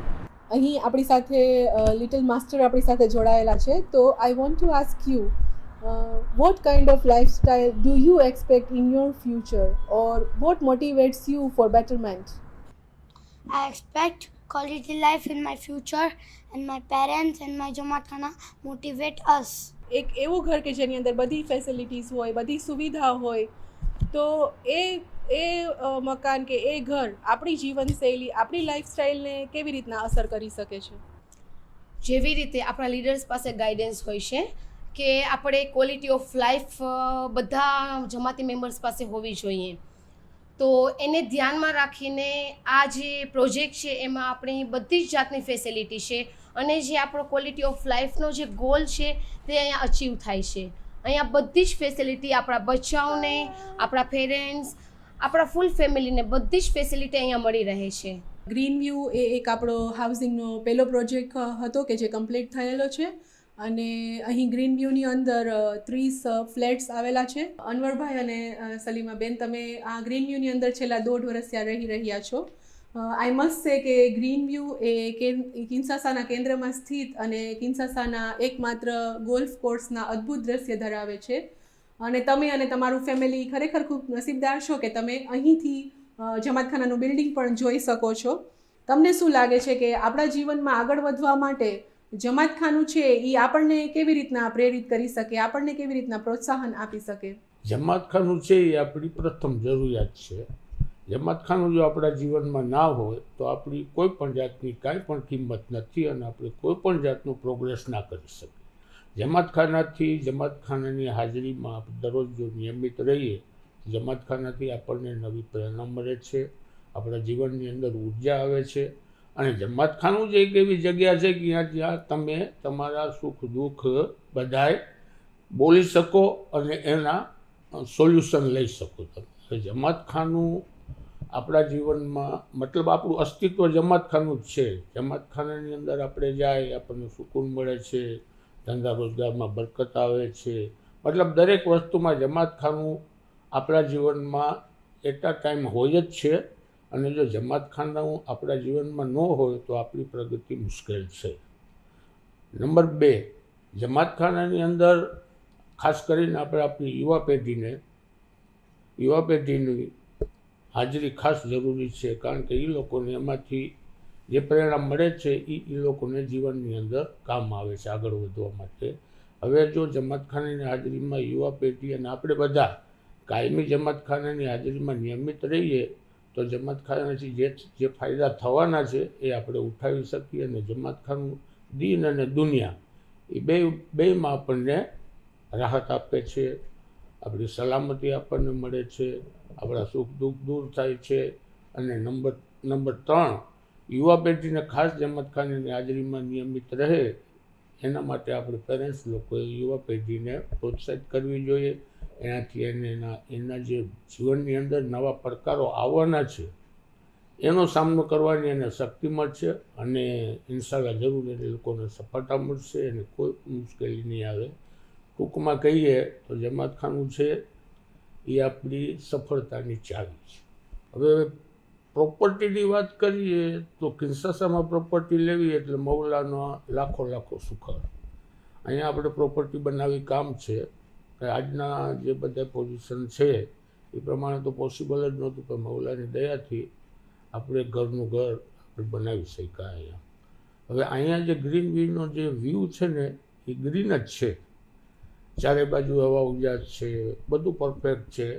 જ્યારે અમે ઓ બાજુ રહેતા હતા ત્યારે આ ટાઈપની સગવડતા નહોતી અને અહીંયા જે સગવડતા છે એ 5 સ્ટાર સગવડતા છે, કોઈ પણ જાતની કાંઈ તકલીફ નથી. અને સાથે આપણે બધા ઇસ્માઇલી ભાઈઓ જ રહી છીએ તો ગમે ત્યારે કાંઈ તકલીફ હોય, કાંઈ જરૂર પડે તો એ લોકો ખડા પગે આપણી પાસે ઊભા રહીએ છીએ. હમણાં જો 6 મહિનાથી આ લોકડાઉનમાં હું ઘરમાં જ હતો, 6 મહિના સુધી. આજે 6 મહિના પૂરા થયું, હજી બહાર નથી જતો, ક્યારેક જાઉં છું, પણ 6 મહિના એક્ઝેક્ટ ઘરમાં જ રહ્યો. પણ મને કે મારી મેડમને કાંઈ તકલીફ થઈ નથી. વારંવાર એ લોકો ફોન કરીને પૂછતા હતા અમને બધા મેમ્બર લોકો, કમિટીના મેમ્બર છે, તો અમને કાંઈ તકલીફ પડી નહીં અને અમારું બહુ એ લોકોએ ધ્યાન રાખ્યું અને અમને બહુ મજા આવે. અહીંયા ગ્રીન વ્યૂમાં બધી સુખ સુવિધા છે. એનેથી એ બધી સુવિધાથી આપણે બાળકોમાં, ફેમિલીમાં માનસિક અને શારીરિક ઘણો સુધારો જોવા મળ્યો છે. અને બીજી વાત, અહીંયા બધા ફેમિલી જેમ જ રહે છે તો આપણને હંમેશા ખુશીભર્યું વાતાવરણ રહે છે, ઘરમાં પણ ખુશી રહે છે. એમ લાગે કે જાણે આપણે એક જ ફેમિલી છીએ. અને અહીંયાથી જમાતખાનું સાવ નજીક છે તો એટલી પોઝિટિવ વાઇબ્સ આવે, આપણને એમ થાય કે શુક્ર અલ્હમ્દુલિલ્લાહ આપણે આ ગ્રીન વ્યૂમાં રહેવા આવ્યા. આપણી સાથે અહીં જોડાયેલ છે આપણી યુથ જનરેશન રીધમભાઈ હુદા. તો ચાલો આપણે તેમનો પરિચય મેળવવાની કોશિશ કરીએ. રીધમભાઈ, તમે અહીં કિન્સાસામાં કયા વર્ષમાં આવેલ? I have started my journey in 2017. So approximate, I have completed my 3 years over here. Actually, I have completed my graduation in Bachelor of Pharmacy. So I just thought to join my own field. So I just started my own business. I have joined my uncle. આપણા ફેમિલીથી દૂર, આપણા દેશથી અલગ, આપણા કલ્ચરથી અલગ અહીં adjust થતાં તમને સમય લાગ્યો હશે, ઘણી બધી ડિફિકલ્ટીઝ બી આવી હશે. તો તે સમય દરમિયાન એવું કયું પરિબળ હતું કે જે તમને મોટિવ કરતું હતું, તમને પ્રેરિત કરતું હતું અહીં રહેવા માટે? Shukr alhamdulillah. Fortunately, I am staying with my family. So I didn't face any difficulty in my journey of kin. But IJKCનો ઘણો જ ઇમ્પોર્ટન્ટ રોલ છે મારી લાઈફમાં, સ્પેશિયલી કહું તો, બિકોઝ અહીંયા ઘણી બધી એક્ટિવિટીઝ થાય છે, ઘણી બધી કોમ્પિટિશન્સ થાય છે, ઘણા બધા ક્લાસીસ કન્ડક્ટ થાય છે, જેના લીધે મને ઘણું શીખવા મળ્યું છે એન્ડ મને ઘણી જ ઓપોર્ચ્યુનિટીઝ મળી છે. પ્લસ મારી પર્સનલ વાત શેર કરું તો મને ઘણો સ્ટેજ ફિયર છે. બટ આપણો એક પ્રોગ્રામ થયો હતો જે જ્યુબિલી આર્ટ ફેસ્ટિવલ. સો એના લીધે મારું સ્ટેજ ફિયર ઘણું દૂર થયું છે. પ્લસ મારું જે ટેલેન્ટ છે એઝ એ ડાન્સ કરવાનું એ ઘણું વિકસિત થયું છે. So I am really thankful to IJKC to provide me a wonderful platform over here. તમારું અહીં લોંગ ટર્મ રહેવા માટેના નિર્ણયને જમાતખાનું કેવી રીતના અસર કરી શકે છે?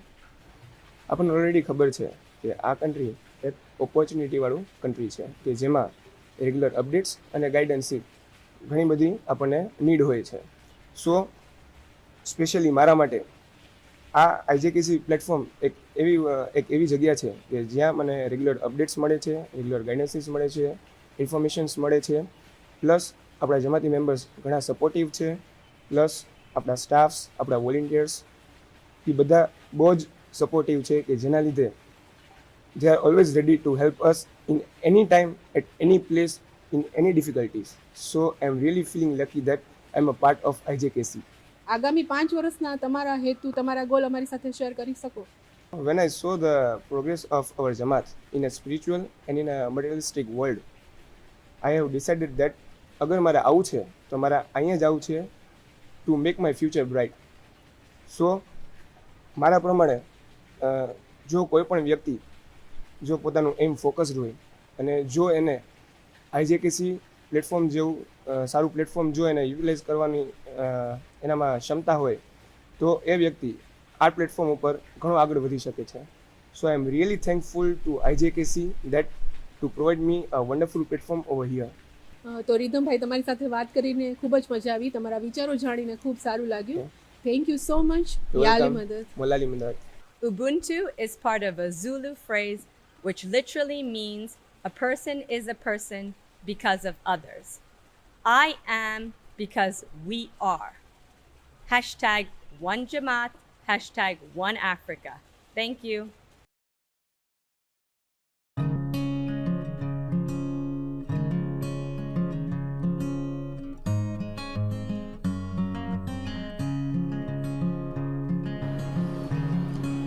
Yalimdat. To commemorate World Mental Health Day on the 11th October 2020, we have put together an All Africa event to showcase some of the things that invite positive transformation in individuals, families, communities, and countries. Today, our Khan Social Welfare Board for Madagascar invited a trainer from Heartfulness Meditation. Her name is Yuan Rajabali, and she will share her story with us. So welcome, Yuan. Thank you. So let me ask you the first question. Can you introduce yourself? First of all, I want to thank the chairman of the Social Welfare Board for inviting me to have this interview. I'm honored to share Heartfulness with you. My name is Ivan Rajibali. I'm originally from the Netherlands and I live in Madagascar since 23 years, married with an Indian from Madagascar. And I have my background in health education, worked 25 years in education, and currently I'm a yoga teacher and work as a volunteer as a Heartfulness meditation trainer. Okay. What brought you to meditation? What was your inspiration? Well, when I was a teenager and even a young adult, I was very much into the mind. You know, I find it quite difficult to really feel connected to my whole being. I was very mental and I suffered from that. I was a bit disconnected with my own emotions, with my own body, and I had a lot of thoughts, analyzing everything. And because of that, I felt a bit depressed and I had a fear of failure. And so I was looking for something that's to push off the button of my mind. And through a friend, I met Heartfulness meditation, and I tried it and did it very seriously right from the beginning, and it really, really helped me a lot. So you talked about one of your challenges, but any specific challenges you face in your life which meditation helped you? Yes. In general, I can say that it helps me to balance my mind.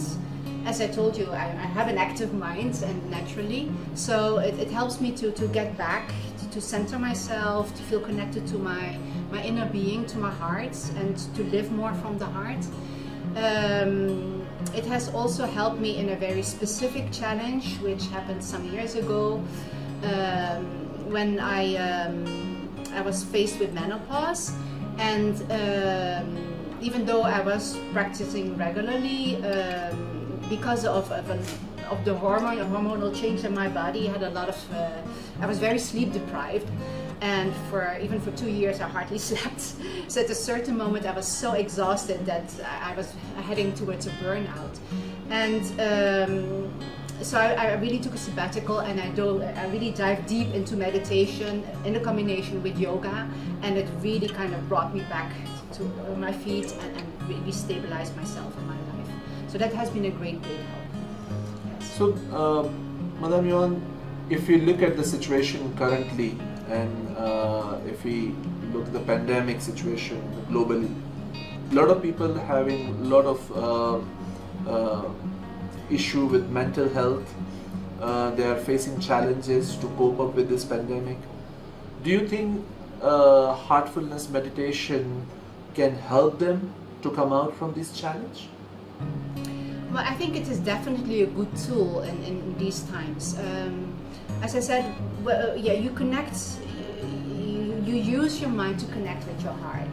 In this meditation, we meditate on the source of light in the heart. So you really kind of connect to your inner self, your deeper being.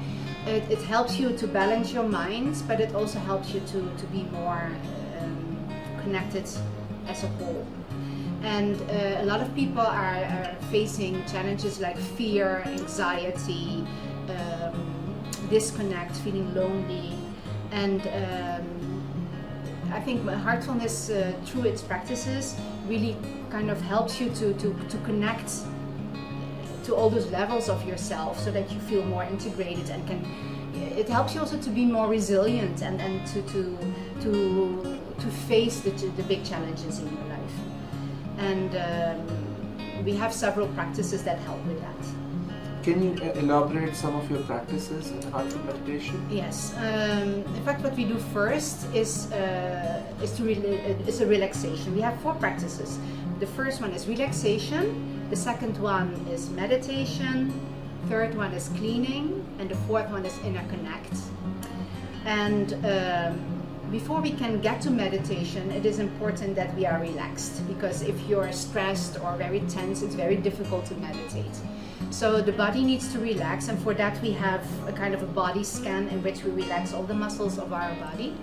And this allows us to be more relaxed and it also relaxes our minds, and then we can more easily also connect to the heart. The second practice is meditation. In fact, meditation means having a soft focus on something and to open yourself for the object of meditation.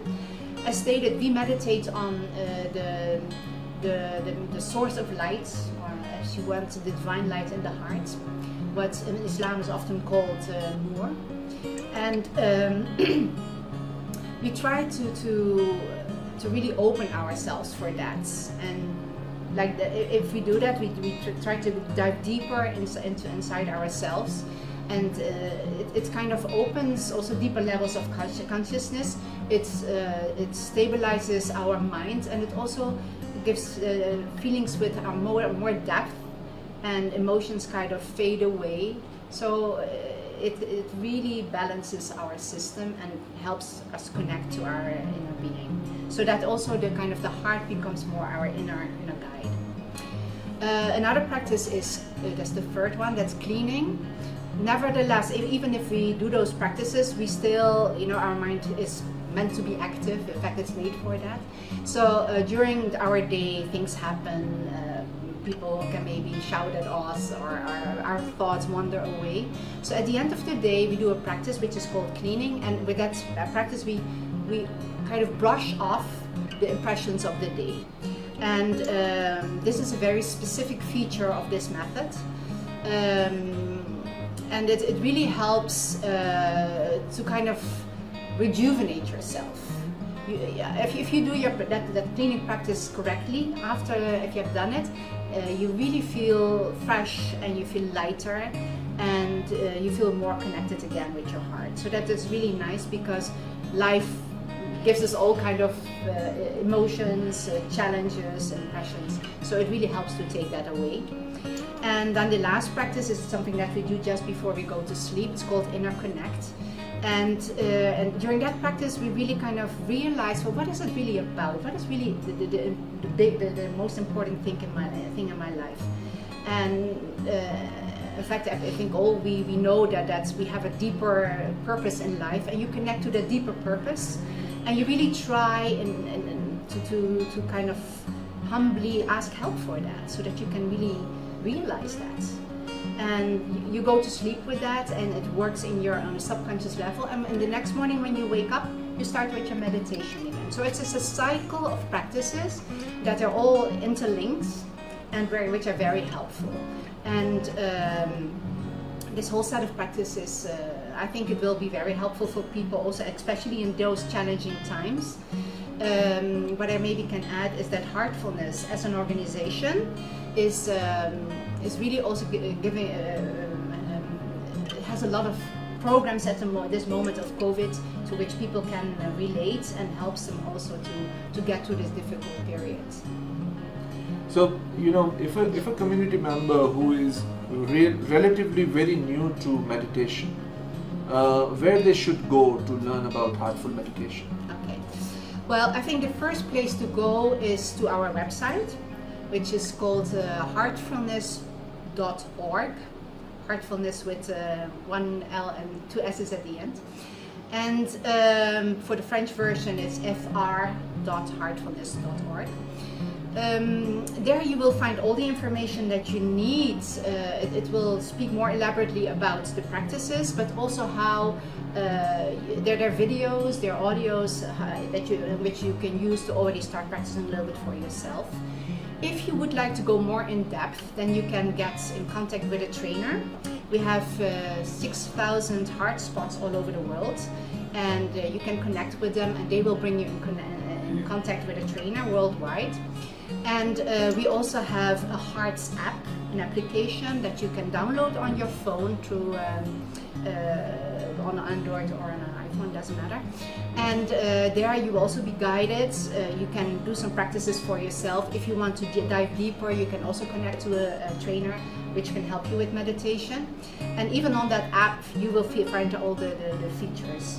It is really very easy to connect with that, and help is really available. What I would like to add also is Heartfulness is an organization. Heartfulness Institute is an organization that is an NGO, which is registered under the United Nations Department of Public Information, which is there for human welfare, for well-being, and it is free of cost. So this is really kind of a service to humanity, and everybody can make use of this. If a person is above 15 years old, everybody can make use of this for free. Thank you. It's really helpful. In conclusion, if you like to say some words about our community and your experience working with us. Well, this is my first experience working with you. It was really a pleasure. I was very delighted to hear that in your community, meditation is something that is practiced by people. I think it is great, because I think that meditation is hugely valuable in people's lives, and I'm very happy to help people get to know a method that may be helpful in their lives. I hope it will be. And so I'm delighted to share meditation with a bigger group of people. So thank you for that opportunity. It's our pleasure also. Chairman Inara Hashim, you'd like to say some words? Merci beaucoup Yvonne pour ce partage, ce beau partage. J'espère que la méthode et les outils que Yvonne nous a donnés aujourd'hui vont vous aider dans la vie de tous les jours et surtout en cette période difficile. Merci beaucoup, Yali Madame. Thank you very much, all the audience, and it was wonderful talking to Madame Yuan. Thank you, Chairman Inara Hashim, to arranging this wonderful talk for all the Jamaat. And I hope that this talk will help several people, not in the community only, in generally everyone, whoever is listening this. Thank you. Yalim. Bismillahirrahmanirrahim. Life is a series of natural and spontaneous changes. Do not resist them. That only creates sorrow. Let reality be reality. Let things flow naturally forward in whatever way they like. Lao Tzu. Indeed, we all are living in a very challenging time. People are facing many issues. Issues of financial crisis, educational issues, healthcare issues, family harmony, and more. This is a time where every family member needs more support of others in their family. We also need to look within ourselves and question, is there a dire need of change, transformation within me? Let us have a journey of transformation and understand why transformation is important, why we have to accept the transformation in our life and see some positive impact of the transformation. Let's take an example of a tree. Tree gives us fruits every year, but do we ever imagine all the different pains and disasters a tree goes through during the whole year? But again, next year, it renews itself with fresh leaves and fruits. In a speech of our beloved Imam in USA 1986, he has said, and I quote, "Life is a matter of problem. We must live it fully and courageously," unquote.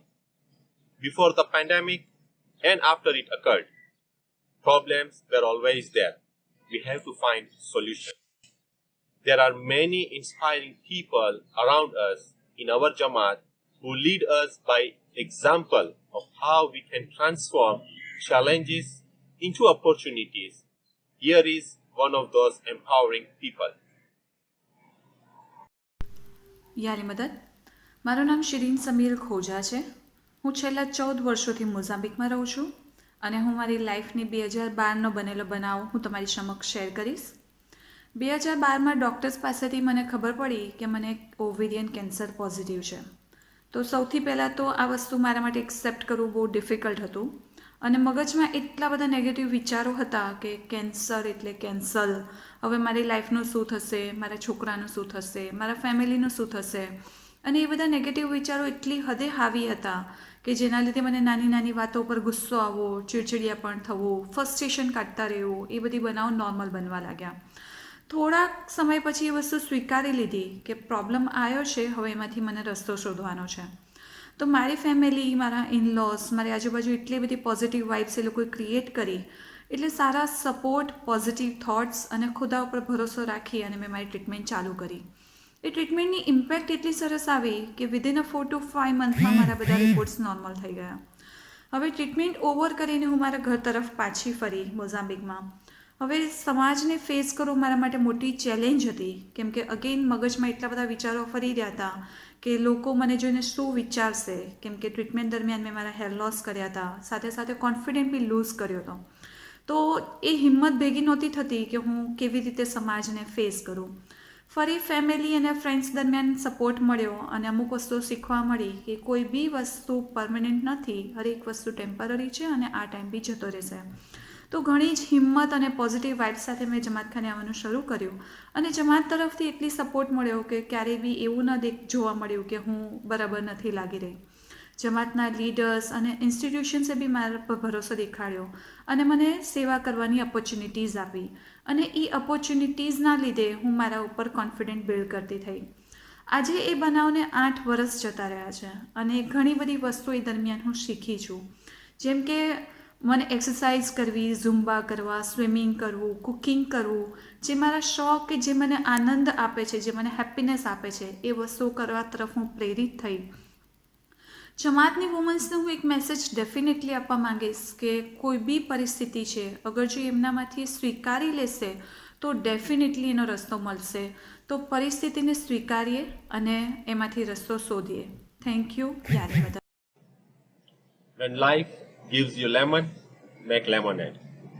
Situations in life demand us to look within ourselves for our own hidden strengths and talent to reverse the situation in our favor. Particularly in this time, we were forced to adopt many new things in our lives. Actually, it gives us an opportunity to learn many new things.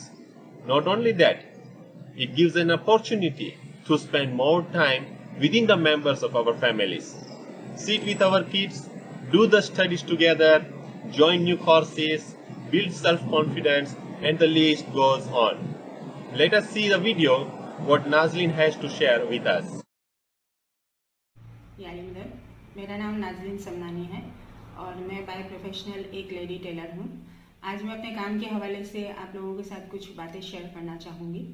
Stitching का जो work है वो मैंने 20 years पहले शुरू किया था, और इसको शुरू करने का मकसद मेरा एक ही था कि मेरे पास कोई ऐसा हुनर हो जिसको मैं आगे भी जो मेरे काम आए और मैं अपनी फैमिली को भी सपोर्ट कर पाऊँ।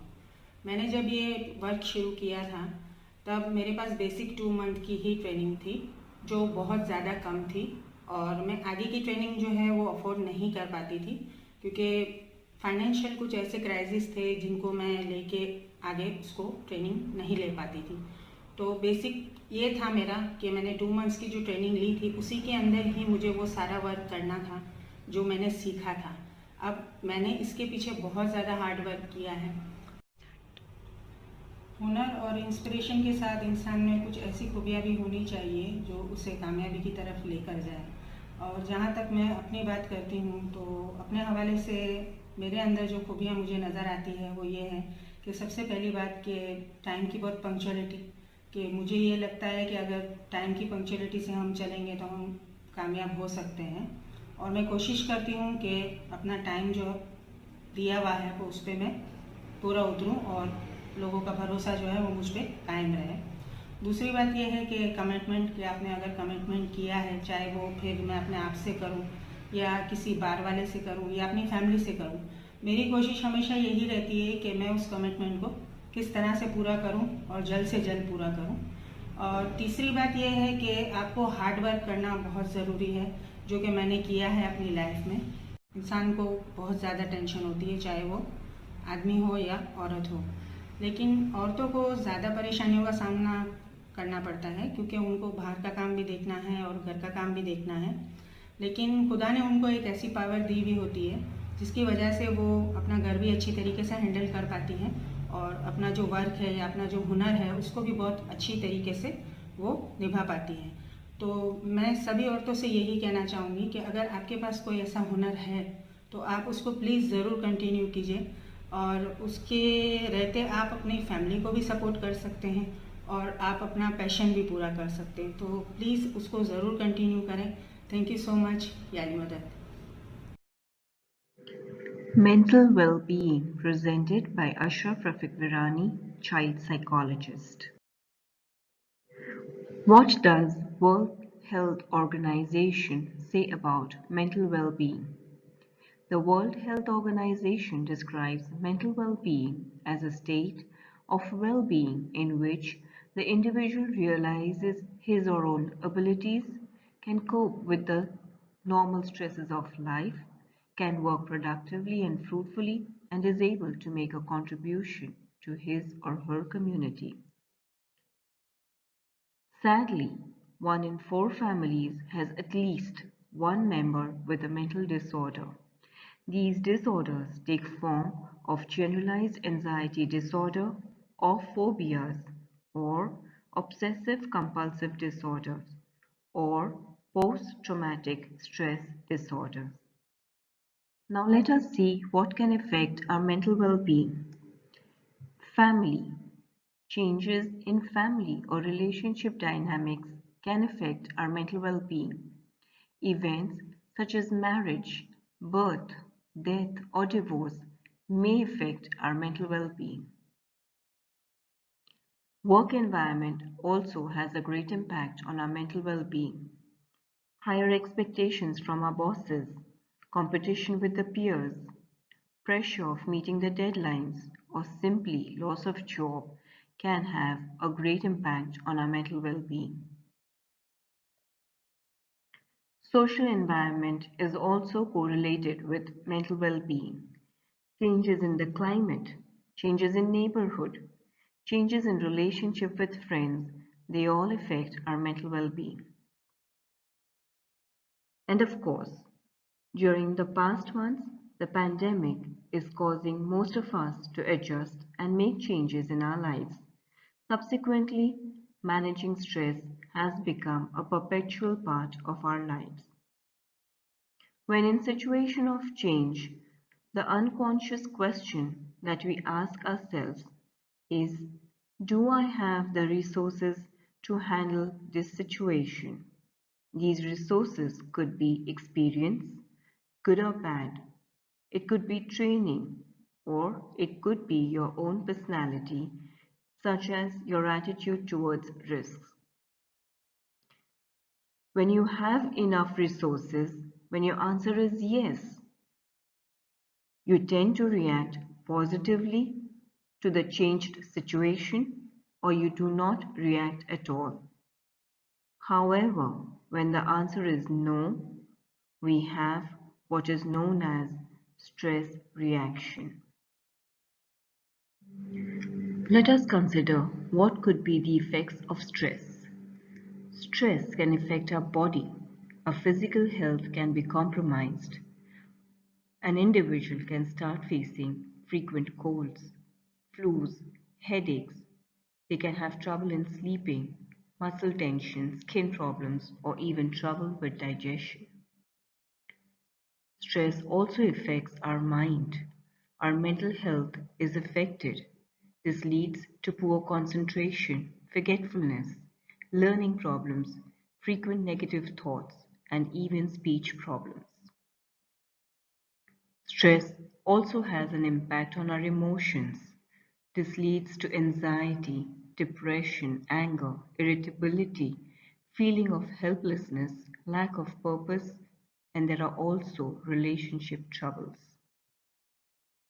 And of course, stress also affects our behavior.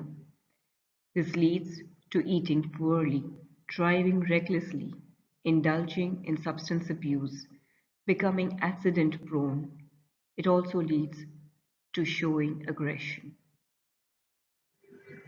Gautam Buddha has said, just as a snake sheds its skin, we must shed our past over and over again. When stress becomes prolonged and starts damaging our everyday life, it's time to rise from these difficult situations. It's time to transform our thinking. What do we do?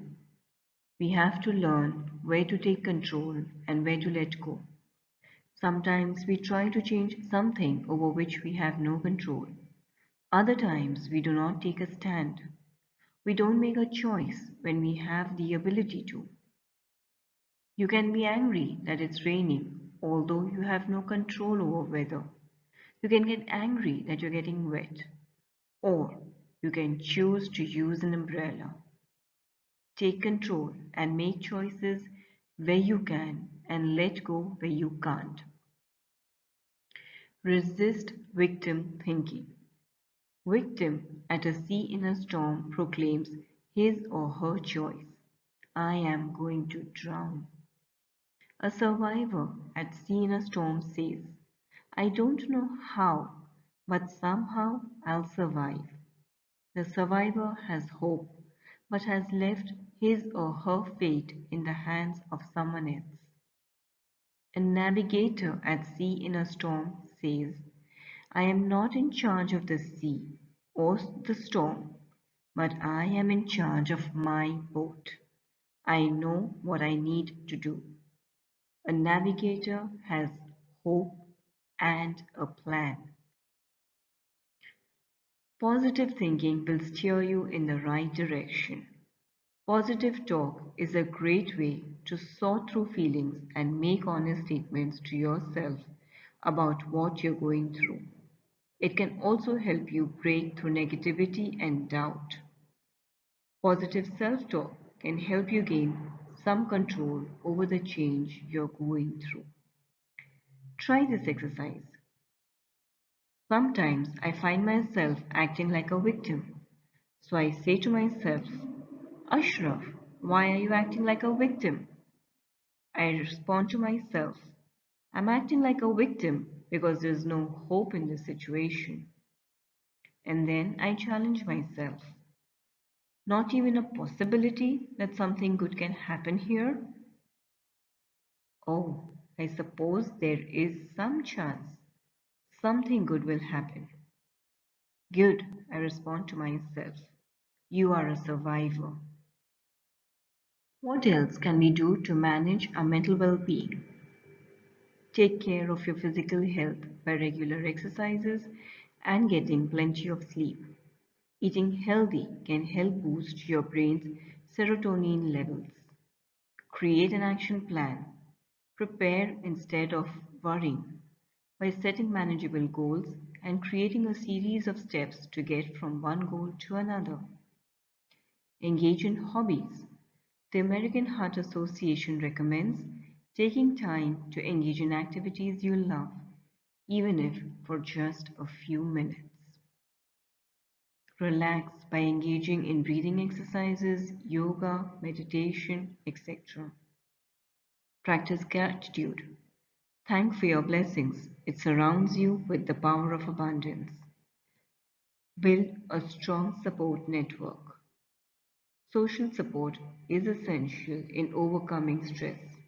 Talk to family, friends, volunteers, or even community people. Seek professional support. According to the National Library of Medicine, if stress management techniques do not work for you, then seek care from qualified professionals such as counselors, therapists, or social workers. Always remember, if mental wellness is neglected, people miss out on living the best version of their lives.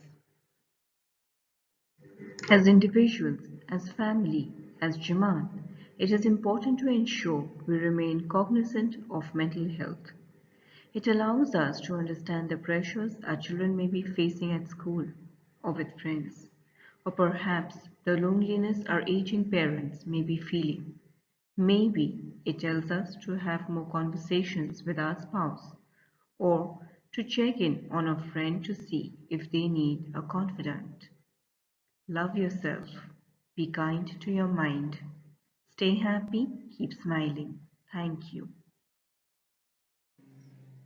During the pandemic, our practice also changed. We started using technology more than ever before. Technology also gives an opportunity to the Jamaat to come closer and concept of one Jamaat became stronger. I will close my presentation with speech of our beloved Imam, and I quote, "But in an age of accelerating change, when even the most sophisticated skills are quickly outdated, we will find many allies in the developing world who are coming to understand that the most important skill anyone can learn is the ability to go on learning." Maulana Hazar Imam, Annual Meeting of the International Baccalaureate, Atlanta, USA, April 2008. Life is beautiful. Let's live it fully and graciously. Stay safe. Yali Madad. Thank you.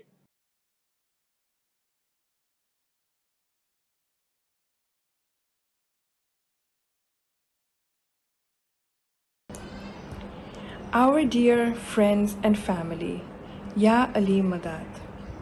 Tanzania, on this global celebration of World Mental Health Day, presents to you the theme of mindful living, what most of us already know as mindfulness.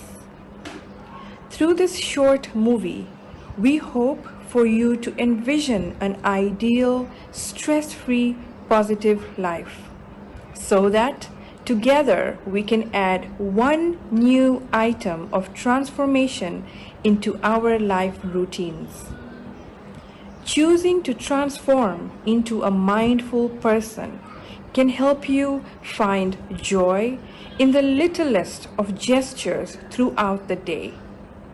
So Tanzania presents to you some of the things you can do to elevate your mood, to feel better, and to have a stress-free day. Thank you, and Ya Ali Madad.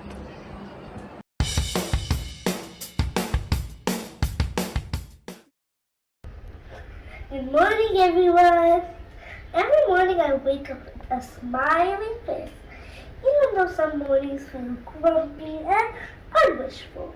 But I still smile big because my positive affirmations make me feel good. Positive affirmations are ways to practice self-empowerment by thinking and saying out loud any positive statements about oneself. Today, I'm going to show you how I start my morning each and every day.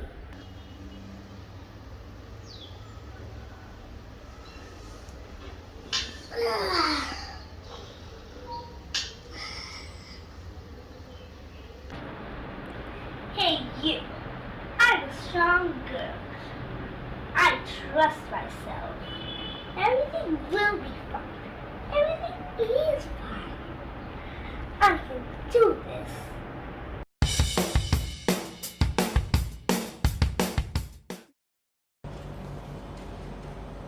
Good midday. A lot of times I feel lazy by the time it's noon. Sometimes hungry too. Other times I just can't wait for the day to end. So you know what I do? I grab myself a glass of freshly squeezed lemon or orange juice. Either of these have good amount of citrus which boosts my vitamin C as well as my happy hormones while increasing my energy levels during the day. If I don't have fresh orange or lemon juice, I grab a fruit, any fruit. This helps me to focus better, think better, and feel better. You should try it too.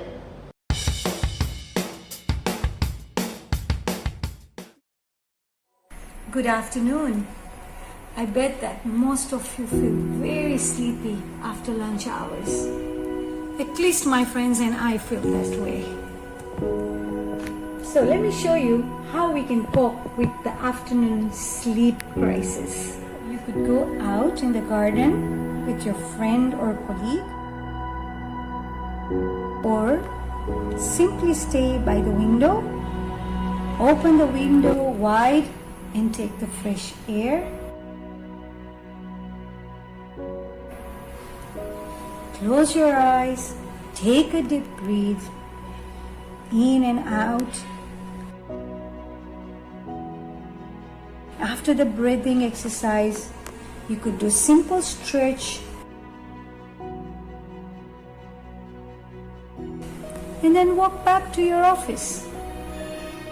Did you know that after our heavy meal, our body produces serotonin and melatonin, and this results into drowsiness? To liven up, you have to feel more fresher and active. We should expose our 5 senses to fresh air. We should do a little bit of exercise to boost our metabolism, or to wash our face simply with cold water to feel freshened. Thank you.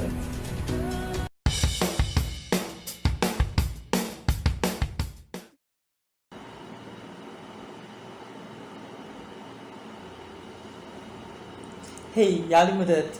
This is usually my time to unwind after having a long day at work. Most of the time, I like to read books or read articles online, or sometimes just watch one of my favorite shows on Netflix, with of course a cup of chai. That way, I feel relaxed and calm down. So what is your evening routine like, especially when you have had a long day filled with work? The key learning here is that we all need some time to relax, calm down, and unwind from a busy, hectic day. And the best way to do this is by finding me time. Anything that gives you time to be yourself. And of course, with a cup of chai. Yali Madad. I love making music because it helps me share my feelings and lets me speak of my side of things. So after a long day of work, my me time is to sit down and create content that will help me inspire young people.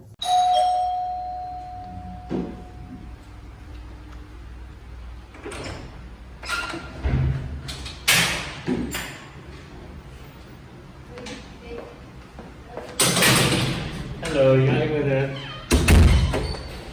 So usually I come home a bit late, around 6:37. I first come home and kiss my wife. I say Yali Madad to my mother-in-law and my little kiddo there. Hi, how are you? And then usually I go for a shower, and sometimes while I wait for my shower I watch some Netflix. to unwind and to de-stress. After that, I spend some time with family, having dinner, playing with my daughter, and after that, some days, if I have time, I watch a movie or two, or I play my PlayStation.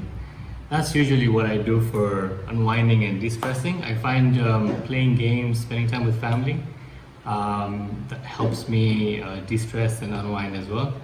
So yeah, some few tips for you as well. Thank you. When I've had a long day at work, I sit here by the balcony and enjoy the fresh air while I watch the world around me as I drink my cup of tea. This usually relaxes me and I'm able to think forward for tomorrow. How about you? How do you unwind or find your me time after a long working day?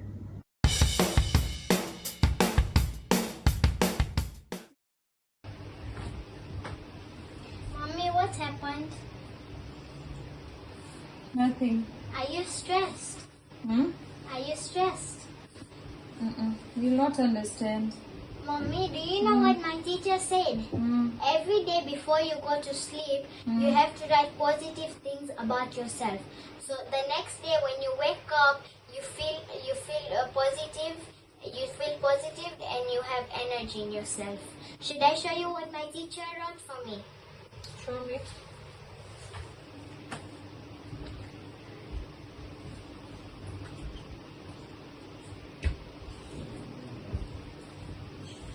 Mommy, look what she wrote for me. You are special, you are enough, you are valued, you are dazzling, you are loved, you are appreciated, you are imaginative. Let me see. Wow. Which teacher wrote for you this? Teacher Selena. Wow. Can you also write down for me so that every night before I go to bed, I should be going through this? Sure, Mommy.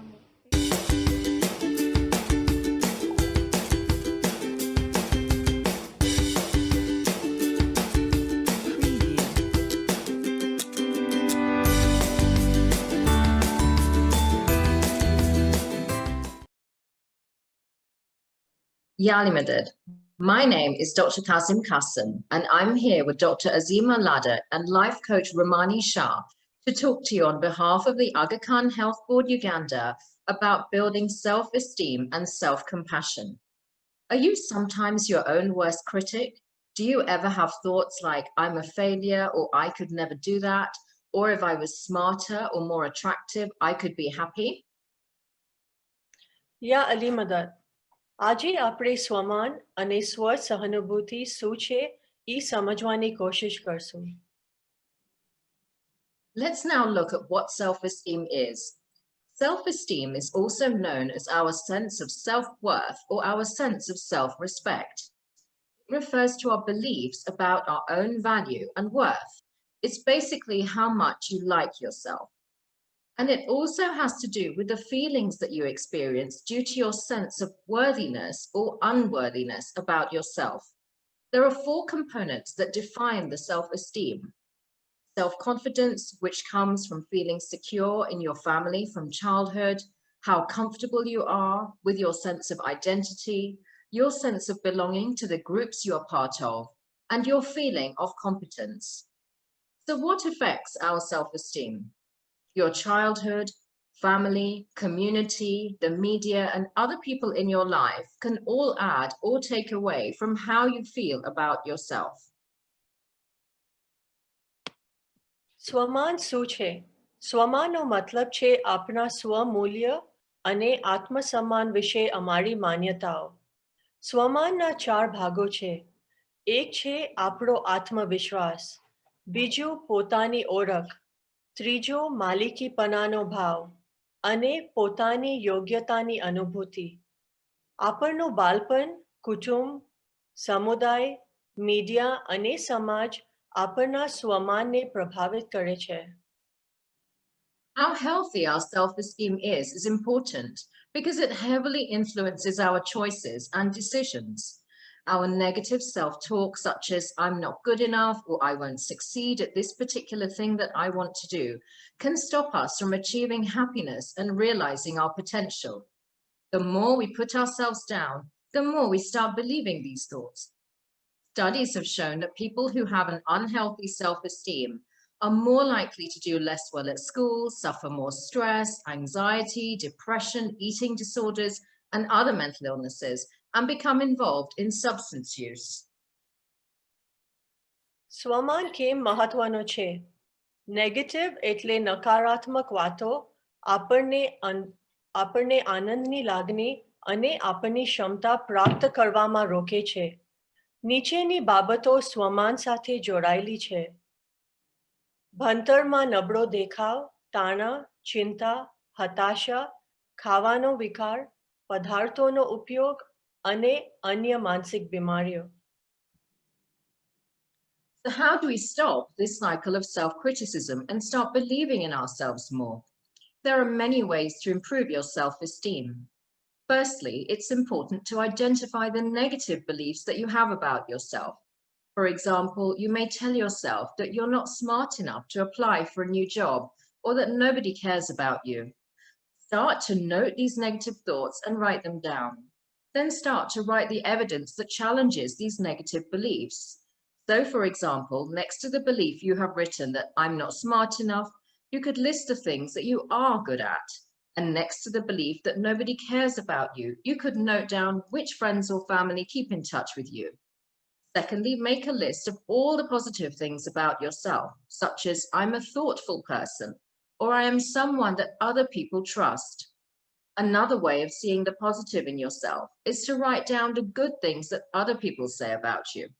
And it is also key to build relationships with people who are positive and who encourage and appreciate you, and to find positive role models and mentors. You might have low confidence because of what happened when you were growing up, but we can grow and develop new ways of seeing ourselves at any age. Having good self-esteem is not about thinking that you're better than anyone else, but valuing yourself as a human being who is intrinsically worthy of respect. તમે તમારા આત્મસન્માનને કેવી રીતે સુધારી શકો? પહેલે તો તમારી નકારાત્મક માન્યતાઓ ઓળખો અને તેમને પડકાર આપો. તમે પોતા માટે એક ડાયરી બનાવો. તમારા વિશે સકારાત્મક બાતો લખવાની કોશિશ કરો. બીજાઓ તમારા વિશે કહેતા સારી બાબતો લખો. સકારાત્મક લોકો સાથે સંબંધ બનાવો જે તમને પ્રોત્સાહિત કરે છે અને બઢાવો આપે. યોગ્ય આદર્શો અને માર્ગદર્શકો શોધો. સ્વમાન વધારા એટલે એમ નથી કે બીજા કરતા સારું થવું, પરંતુ પોતાની કિંમત કરવી, કારણ કે તમે તેની લાયક છો. Now, one way of raising your self-esteem is to be compassionate towards yourself. So what is self-compassion? Well, the Dalai Lama has defined compassion as a sensitivity to the suffering of self and others, with a deep commitment to try to relieve it. Now, self-compassion is not self-pity. When individuals feel sorry for themselves, they become so involved in their own problems that they forget that others have similar problems, and so they lose perspective and feel that they are the only ones in the world who are suffering. Self-compassion is also not self-indulgence. Some people might say that they don't want to be self-compassionate because they're afraid that it is selfish, or that they would let themselves get away with anything. For example, thinking that I'm stressed out today, so to be kind to myself, I'll just watch TV all day and eat ice cream. But actually being self-compassionate means that you want to be happy and healthy in the long term. Self-compassion involves actually noticing that you're having a difficult time, or that you've failed at something, or noticing something that you don't like about yourself. Instead of just ignoring your pain, you stop to tell yourself, this is really difficult right now. How can I comfort and care for myself in this moment? An act of compassion is defined by its helpfulness. Being compassionate towards yourself involves being patient and applying the wisdom to yourself that you might give others, being kind to yourself, and resolving and persevering to make a change. Having self-compassion Means that you offer understanding to yourself when you fail or make mistakes rather than judging yourself harshly. Perhaps most importantly, having compassion for yourself means that you honor and accept your humanness.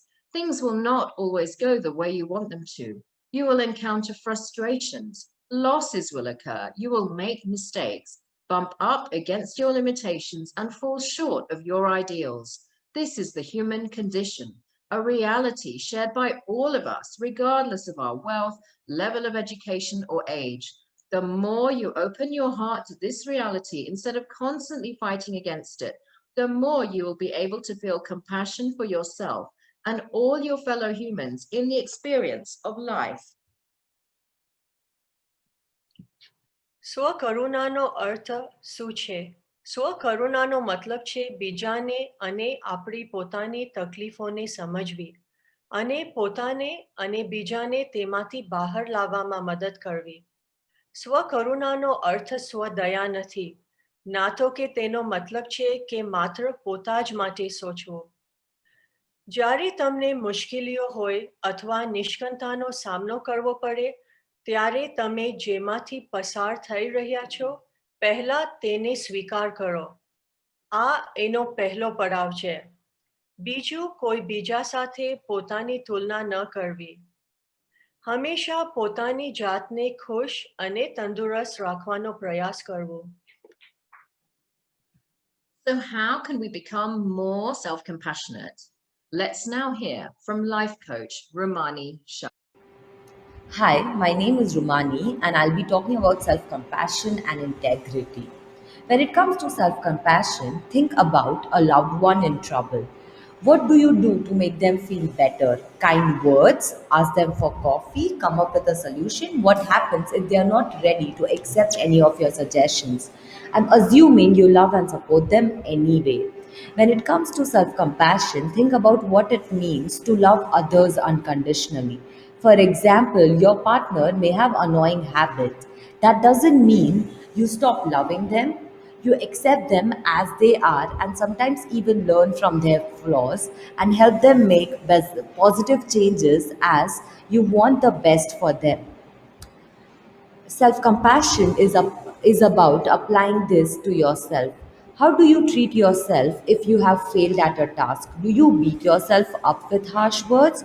Do you convince yourself that you are a failure, or do you withdraw from the situation and shut yourself off? What about your own emotions? Do you notice them when you're going through a difficult time? Do you check if you are okay or see what you need in a way you might have done for a friend?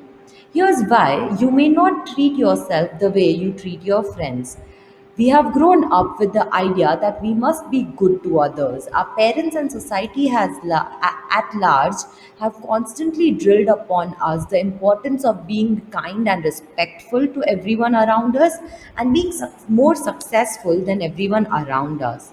Even our schools may have convinced us that success is about scoring the highest point.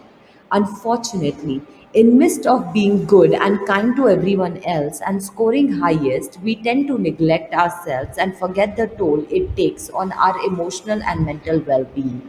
We accept that validation can only be external, and this throws self-worth out of the window. We don't learn how to fail, how to motivate ourselves, and how to focus on journey rather than the destination. When we think about self compassion, we usually associate that with giving ourselves treats and being nice to ourselves. This might include having a massage or shopping expensive goods or spending hours binge watching Netflix in order to bring instant gratification. Self compassion is not about gaining instant gratification or seeking pleasure. Practice self compassion means to achieve balance between accepting yourself as you are while knowing you deserve better and then working towards it. Self compassion encourages acceptance, but it is not an excuse to remain unchallenged.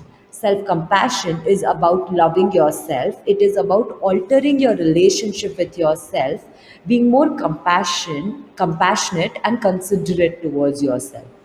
There are two major elements of self compassion. The first element is unconditional love towards self, is when you appreciate where you are as you are, regardless of any transformation you aspire to achieve.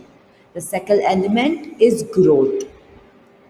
Encouraging growth and focus on taking action. Improving yourself and your life is also self love because it means you recognize that you deserve more than settling from mediocrity. True self compassion can be presented as anything that adds value to your life, from your eating healthy diets to your spirituality to the way you interact in your personal relationships. Self compassion is about taking charge of your life and helping yourself achieve the best version of yourself, but at the same time, understanding what is your state of mind and creating a balance. How to practice self compassion? Acceptance. Self compassion has to make you feel liberated and empowered. That will only come when you are content with who you are as you are. Our self image affects the way we feel about ourselves. If we feel we are not confident, our brain acts on that feeling, and then we will act as an underconfident person. Acknowledge your problem. Accept that there is a problem. Take responsibility for it. Once we take charge of the situation rather than being a victim to the situation, we start to work towards solutions rather than ignoring and accepting it. Emotional check. Are you masking your sadness by anger? Are you spending time at work so you don't have to confront your feelings? Are you drowning in self pity? It is extremely crucial to be in tune with our emotion and to understand what triggers a certain emotion. Forgive yourself. If you find yourself guilty or you feel that you could have done better, first forgive yourself. You are a human being and everyone makes mistake. Dig deeper. Dissect the problem and ask yourself what went wrong. What could you have done differently? Understand the skill you need to gain. Can what help you can get from friends and family, which resources you left untapped, attitudes you need to change and make that change happen. Take action. Once you figure out what change are to be made, make them. Life happens when you make it happen, when you take action to make it happen. Integrity plays an extremely important role in self love. Your integrity describes how you feel about yourself. Integrity simply means honoring your word. It means to take that extra action you need to take in order to help you grow. We lack the basic integrity to work on our own flaws and become better. We find comfort getting drowned in our own problems rather than making that extra efforts changing for our own sake. We are not able to completely love ourselves because we don't even honor our word. We lack the sense of integrity towards ourselves, our word, and others. For example, think about a friend who's never on time, or a friend who doesn't follow up on their commitment. What do you feel about them? Would you trust them with important things? Answer is probably not. Our brain operates in a similar way. Every time we break a commitment we made to ourselves or others, we lose a little trust in ourselves, which leads to low self esteem and loss of confidence, making us believe that maybe we are not good enough. The moment lose integrity, we give space for self doubt to arise, which then leads to hesitation in making commitments, as now we are not sure about our own selves. The crucial bit is that you need to break this cycle. Start honoring your word, follow up on your commitment, and restore them if you break them. The only way to bring change, to transform, is by taking consistent yet conscious actions. Be patient towards yourself as change is hard and it takes a lot of time and effort. But once you make self growth your priority, your life will transform, as every problem will seem like another opportunity to improve yourself. Only then you are living the life you dreamt to live.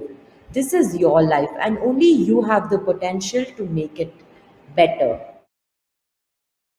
Hi, and welcome to today's discussion around mind-body connection. Today's discussion revolves around the mind-immune connection, specifically in the time of COVID. We have with us Dr. Ian Weinberg, who is a practicing neurosurgeon, the author of several books and a pioneer in the clinical application of psychoneuroimmunology.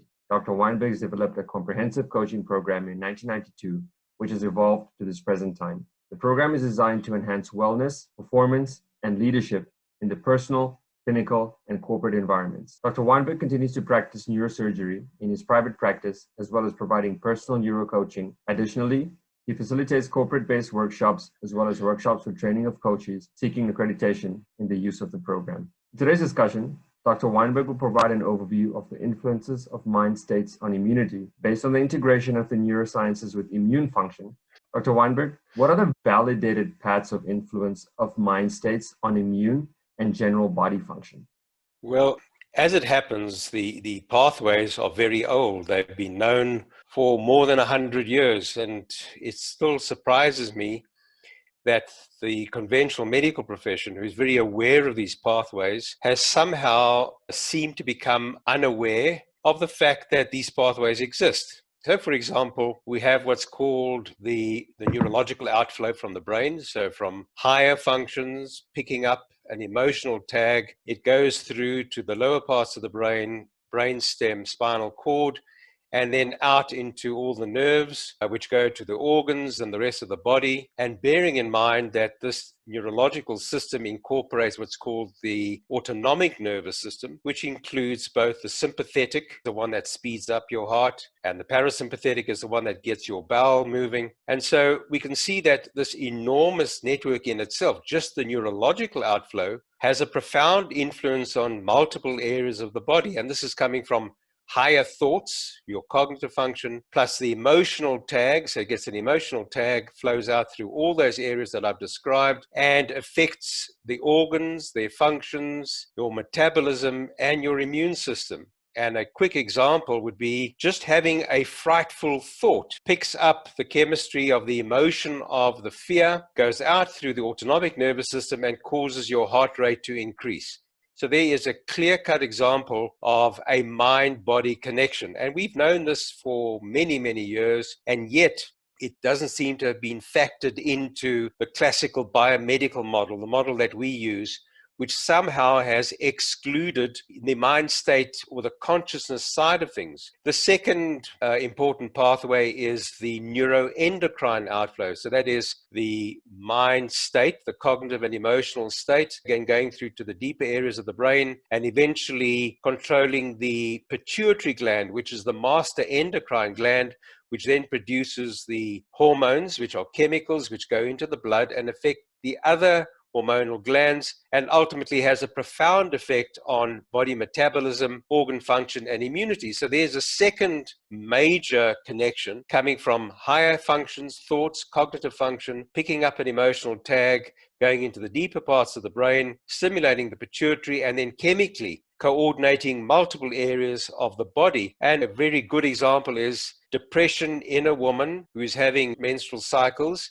Just the depression itself can cause irregularities or absence, in fact, of menstrual cycles. And all that really has happened is that there's been a negative emotional input. So that's the second very, very important connection of mind states. A third very important one is chemistry. And we now know that the chemistry in the brain, in the form of what we call neurotransmitters, reflects mind states, both cognitive and emotional function. And that also goes out into circulation, where it directly impacts on the chemistry of the immune system and the function of the immune system. And there is a return leg to that, and that is that the cognitive and emotional function and the chemistry associated with it goes into circulation, affects the immune system, and the immune system in turn produces chemistry which comes back into the brain and further affects cognitive and emotional function. So there's a major two-way traffic connection between mind state and the rest of the body. And those are really, just in terms of their fundamental, universally understood and accepted physiology, shows us that you cannot separate mind states or consciousness or conscious awareness and the feelings that go with it from the body's wellness and performance. It is one integrated whole. It's quite interesting to see that, Dr. And it's very interesting to see that the two are quite interconnected. Thank you very much for that breakdown. Dr. Ian, the second question is, what specific negative mind states result in immune problems?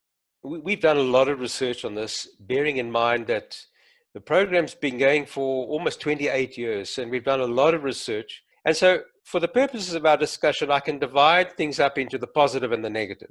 And the positive side is based on what we call the 5 core elements, which gives rise to the best of chemistry, the greatest chances of enhanced wellness and performance. And those 5 core elements are firstly meaning and purpose. You need to have meaning and purpose in life. The second one is to have adequate self-esteem, self-efficacy, self-esteem, self-confidence in giving a manifestation to the meaning and purpose. The third one is reward, and you can get reward from sensory gratification. You can get reward from task engagement gratification or task mastery gratification.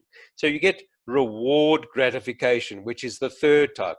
Then comes achievement. And here we've already distilled it down to anticipated achievement, or achievement which is experienced, which is greater than which was expected. So those are the first 4. And the last one, a very important one, and I'm specifically keeping the last one slightly aside because later on I'd like to enlarge on it. The last one is value contribution. Value contribution can be defined as making something better than it was before you engaged with it. And value contribution is intimately associated with a sensitivity to self and the environment, an empathy with self and with the environment, and from that leading to the value contribution. From the sensitivity drives the value contribution. So those are the 5 core elements which comprise the best of mind states, all of them together. On the negative side, we have come to recognize undoubtedly the worst mind state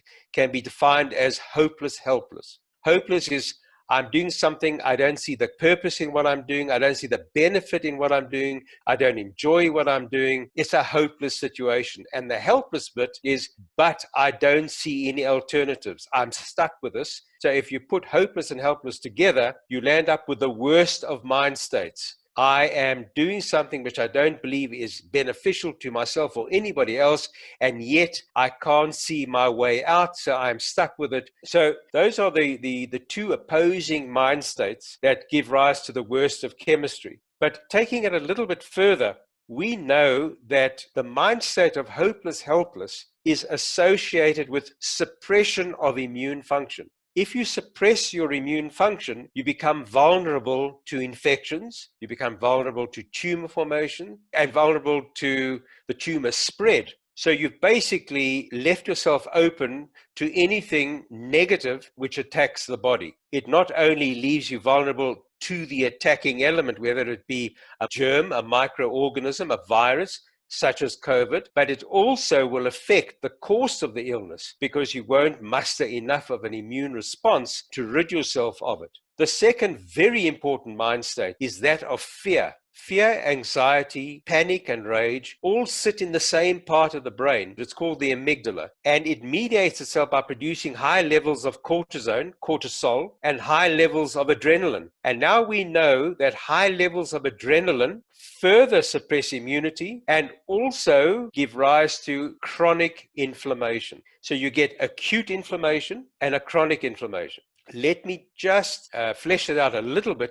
When we have a bug that comes into our body, the first response of the immune system is an inflammatory response. And that causes other cells to come and fight the bug, produces chemistry that brings the other cells to come and fight. And that's the appropriate response. And from then on, you get different forms of immunity. So inflammation leads to more definitive kinds of immunity. What happens with too much adrenaline And this has a major, major influence on this COVID situation. And that is, first of all, too much adrenaline from too much fear diminishes our immunity and makes us more vulnerable to the possibility of getting the infection. But we also know that specifically in those individuals who've had COVID disease and who've done very badly, the fear may well have predisposed to too much of an immune response. So it created what's called the cytokine storm. So cytokines are some of the chemicals that are secreted by the immune system to bring other cells to become more effective. But we now know that too much fear can give rise to too much adrenaline, which can drive the immune system to be too activated, which goes way beyond just fighting the virus, but it starts actively damaging the body. So the immune mediators can damage the body and often may be the cause of death, not the virus anymore. So the hopeless helpless suppresses the immunity, it gives rise to acute inflammation. The fear also suppresses immunity and drives too much of an immune response, which can give rise to the cytokine storm and make the COVID disease a lot worse than just being caused by the virus. So that's all related to the acute inflammation. But if we remain in a hopeless, helpless mind state, aggravated by an element of fear, we may move into what's called chronic inflammation. That means your body is in a chronic inflammatory state most of the time. And we now know that up to 80% of illnesses, all the way from heart disease to neurodegenerative disorders like Alzheimer's, to many cancers, have a chronic inflammatory foundation. So bearing in mind that the mind states ultimately contributed significantly to the chemistry which gave rise to chronic inflammation, we can see, in fact, the straight line coming from those mind states. Positive, hopefully, would alleviate things, but the hopeless, helpless side, together with fear, would keep us in that acute inflammation state with immune suppression, possibly going into a chronic inflammatory state over a longer term, which may give rise to other medical conditions which might be fatal in themselves. Thank you for that thorough breakdown, Doctor. That's quite interesting to read into from that perspective. And the last question that I have for you is, how does this dynamic apply specifically to COVID-19? So this leads on straight from what I've just said. So we've defined the mind states, but looking at this COVID environment and looking at the media and what the media has done with all those video clips of people being rushed into ICU on their last legs, and we're seeing this the whole time, gave rise to the lockdown, gave rise to this major global economic meltdown, has changed the landscape. That number one, we're having difficulty navigating, and we also have no idea how long this is going to last and ultimately what it's going to look like when it's all over. And so what this has done is it's just amplified the fear component. And as I've just said, it's going to affect our immunity in itself. It's going to affect the course of the condition. And so I would say, first of all, we use what's called a 3-to-1 ratio in terms of our intervention. The 1 is the bad area, the fear area, the amygdala, fear, anxiety, panic, and rage. But the other 3 are the things we can work with to alleviate and to move us back to a positive mind state of the 5 core elements. And that is, number 1, just reasoning. Let us remind ourselves that 90% of people eventually return to normal after having COVID disease. So let's be very reasonable about the figures. That's important. So we must reason. We must also start looking for meaningful busyness. We must become meaningful in our own lives because we know that that's very important in terms of enhancing ourselves. We must seek achievement. We must seek the 5 core elements. We must enjoy what we're doing. We must look for gratification, reward gratification. And I'm specifically leaving that last one for the end because this is the critical saving grace. I would like to believe that we've moved beyond those first 4. You know, those first 4 elements are great. Meaning and purpose, self-esteem, reward gratification, achievement, they're all great and they really drive the positive chemistry, but you realize that not one of them includes value contribution or sensitivity or empathy to our environment. And that was missing pre-COVID. It was all about my own requirements. And I would like to now add and emphasize that let us commit ourselves post-COVID to becoming sensitive, empathic to ourselves and to the environment and the people in the environment, because remember that empathic, sensitive connection produces some of the best of chemistry in terms of wellness and performance in ourselves as well. So let us commit to the sensitivity, the empathy, the value contribution, knowing that that's not only improving the environment, but it's improving ourselves with it. So we're growing ourselves and we're growing others, and thereby we're growing the environment. So let us hope that that will be our transformative element added to the other four, which are all important. But this last one, this commitment to sensitivity, to becoming aware, and the drive to value contribution will ultimately be the saving grace of ourselves and the human race at large.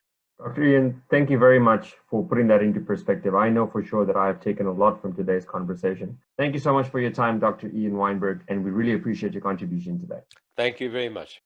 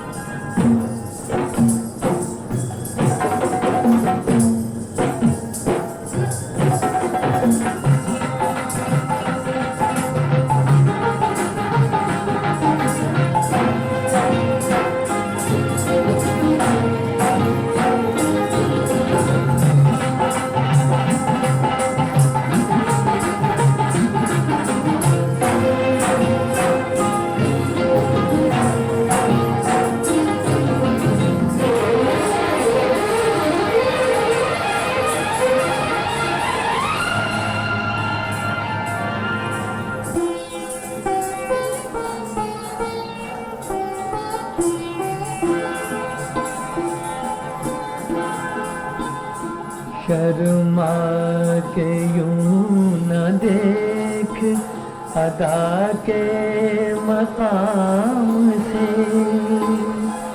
Sharma के यूं न देख अदा के मकाम से, अब बात बढ़ चुकी है हया के मकाम से।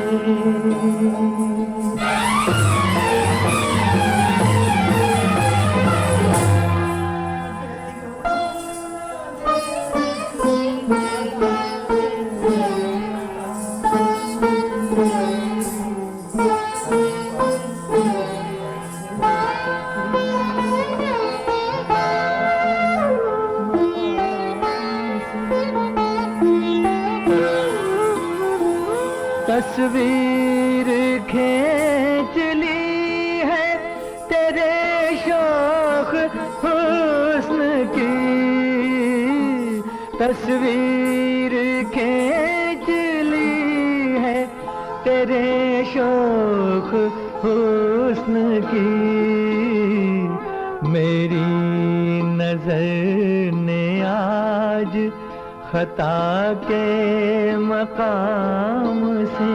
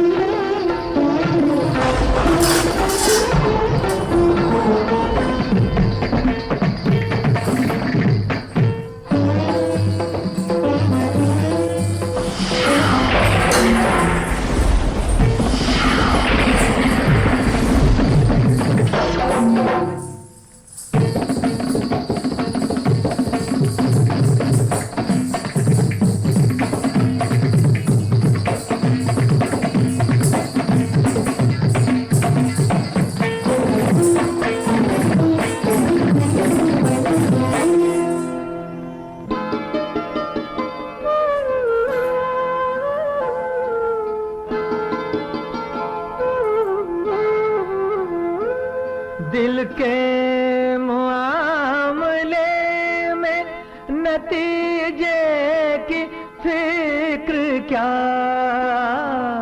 दिल के मामले में नतीजे की फिक्र क्या, आगे है इश्क जुल्म सजा के मकाम से, शर्मा के यूं न देख अदा के मकाम से।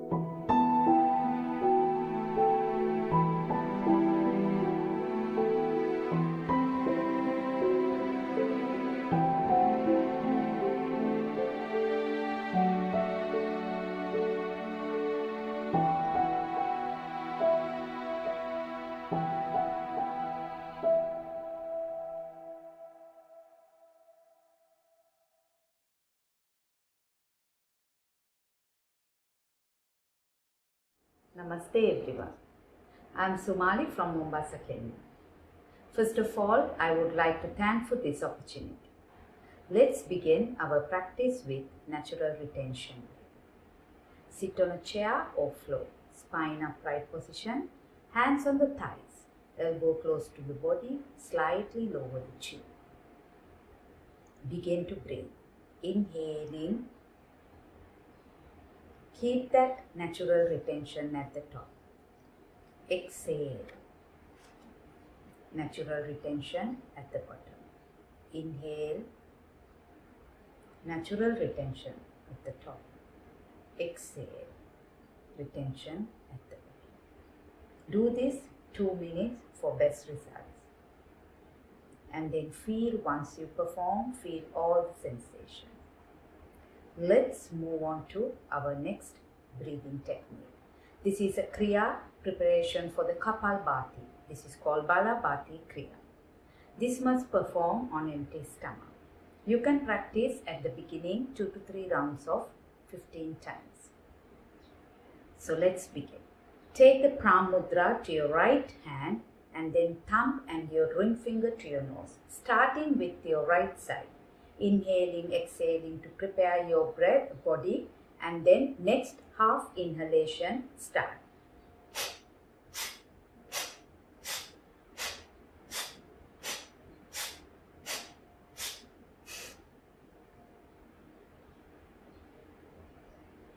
Once you perform finish, exhale and then hold the breath for a moment. Wait until you feel desire to breathe in. Then start breathing in and out and then feel all the sensations. Let's move on to our cooling pranayama, Shitali pranayama. So this can perform 20-15 times. Let's begin. As I already mentioned all the technique on that script. Inhale. Take the tongue tip of your lips.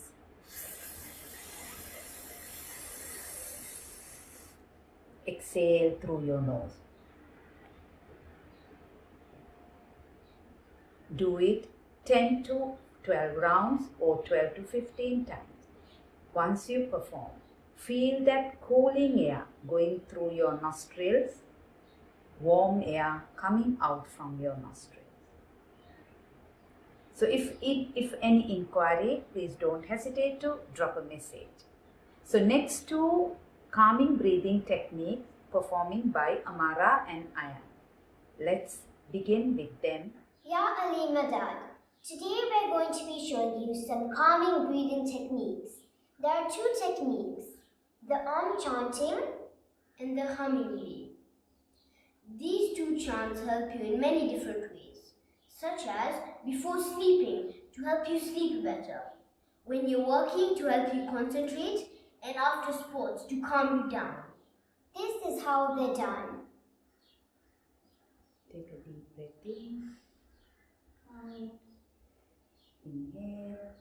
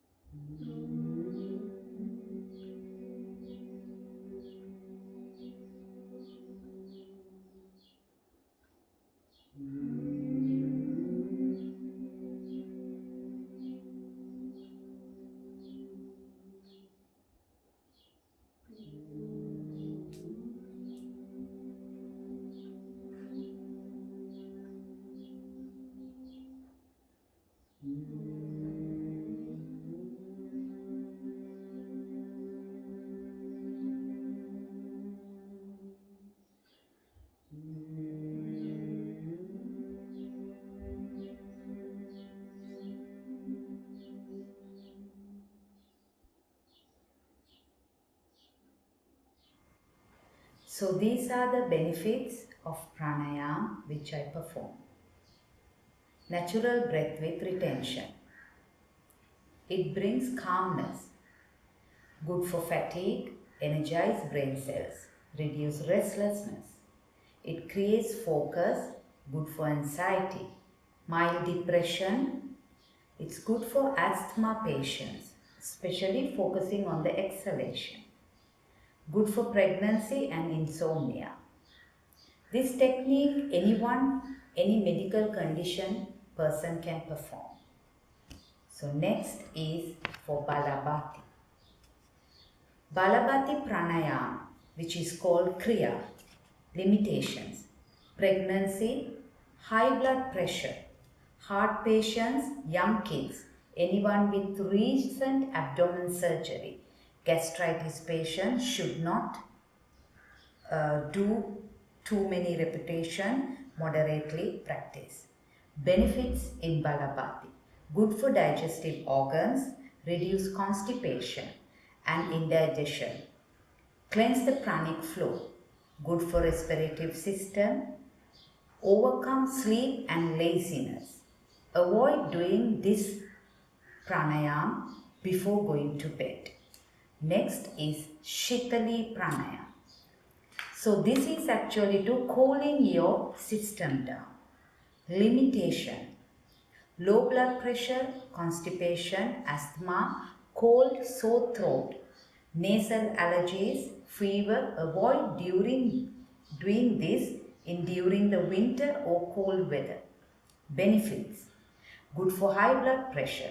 People with temper, stress, good for acidity, menopause and pregnancy related to heartburn and stomach burn. Love and life. As I mentioned, if there's any inquiry, please don't hesitate to message me. Thank you.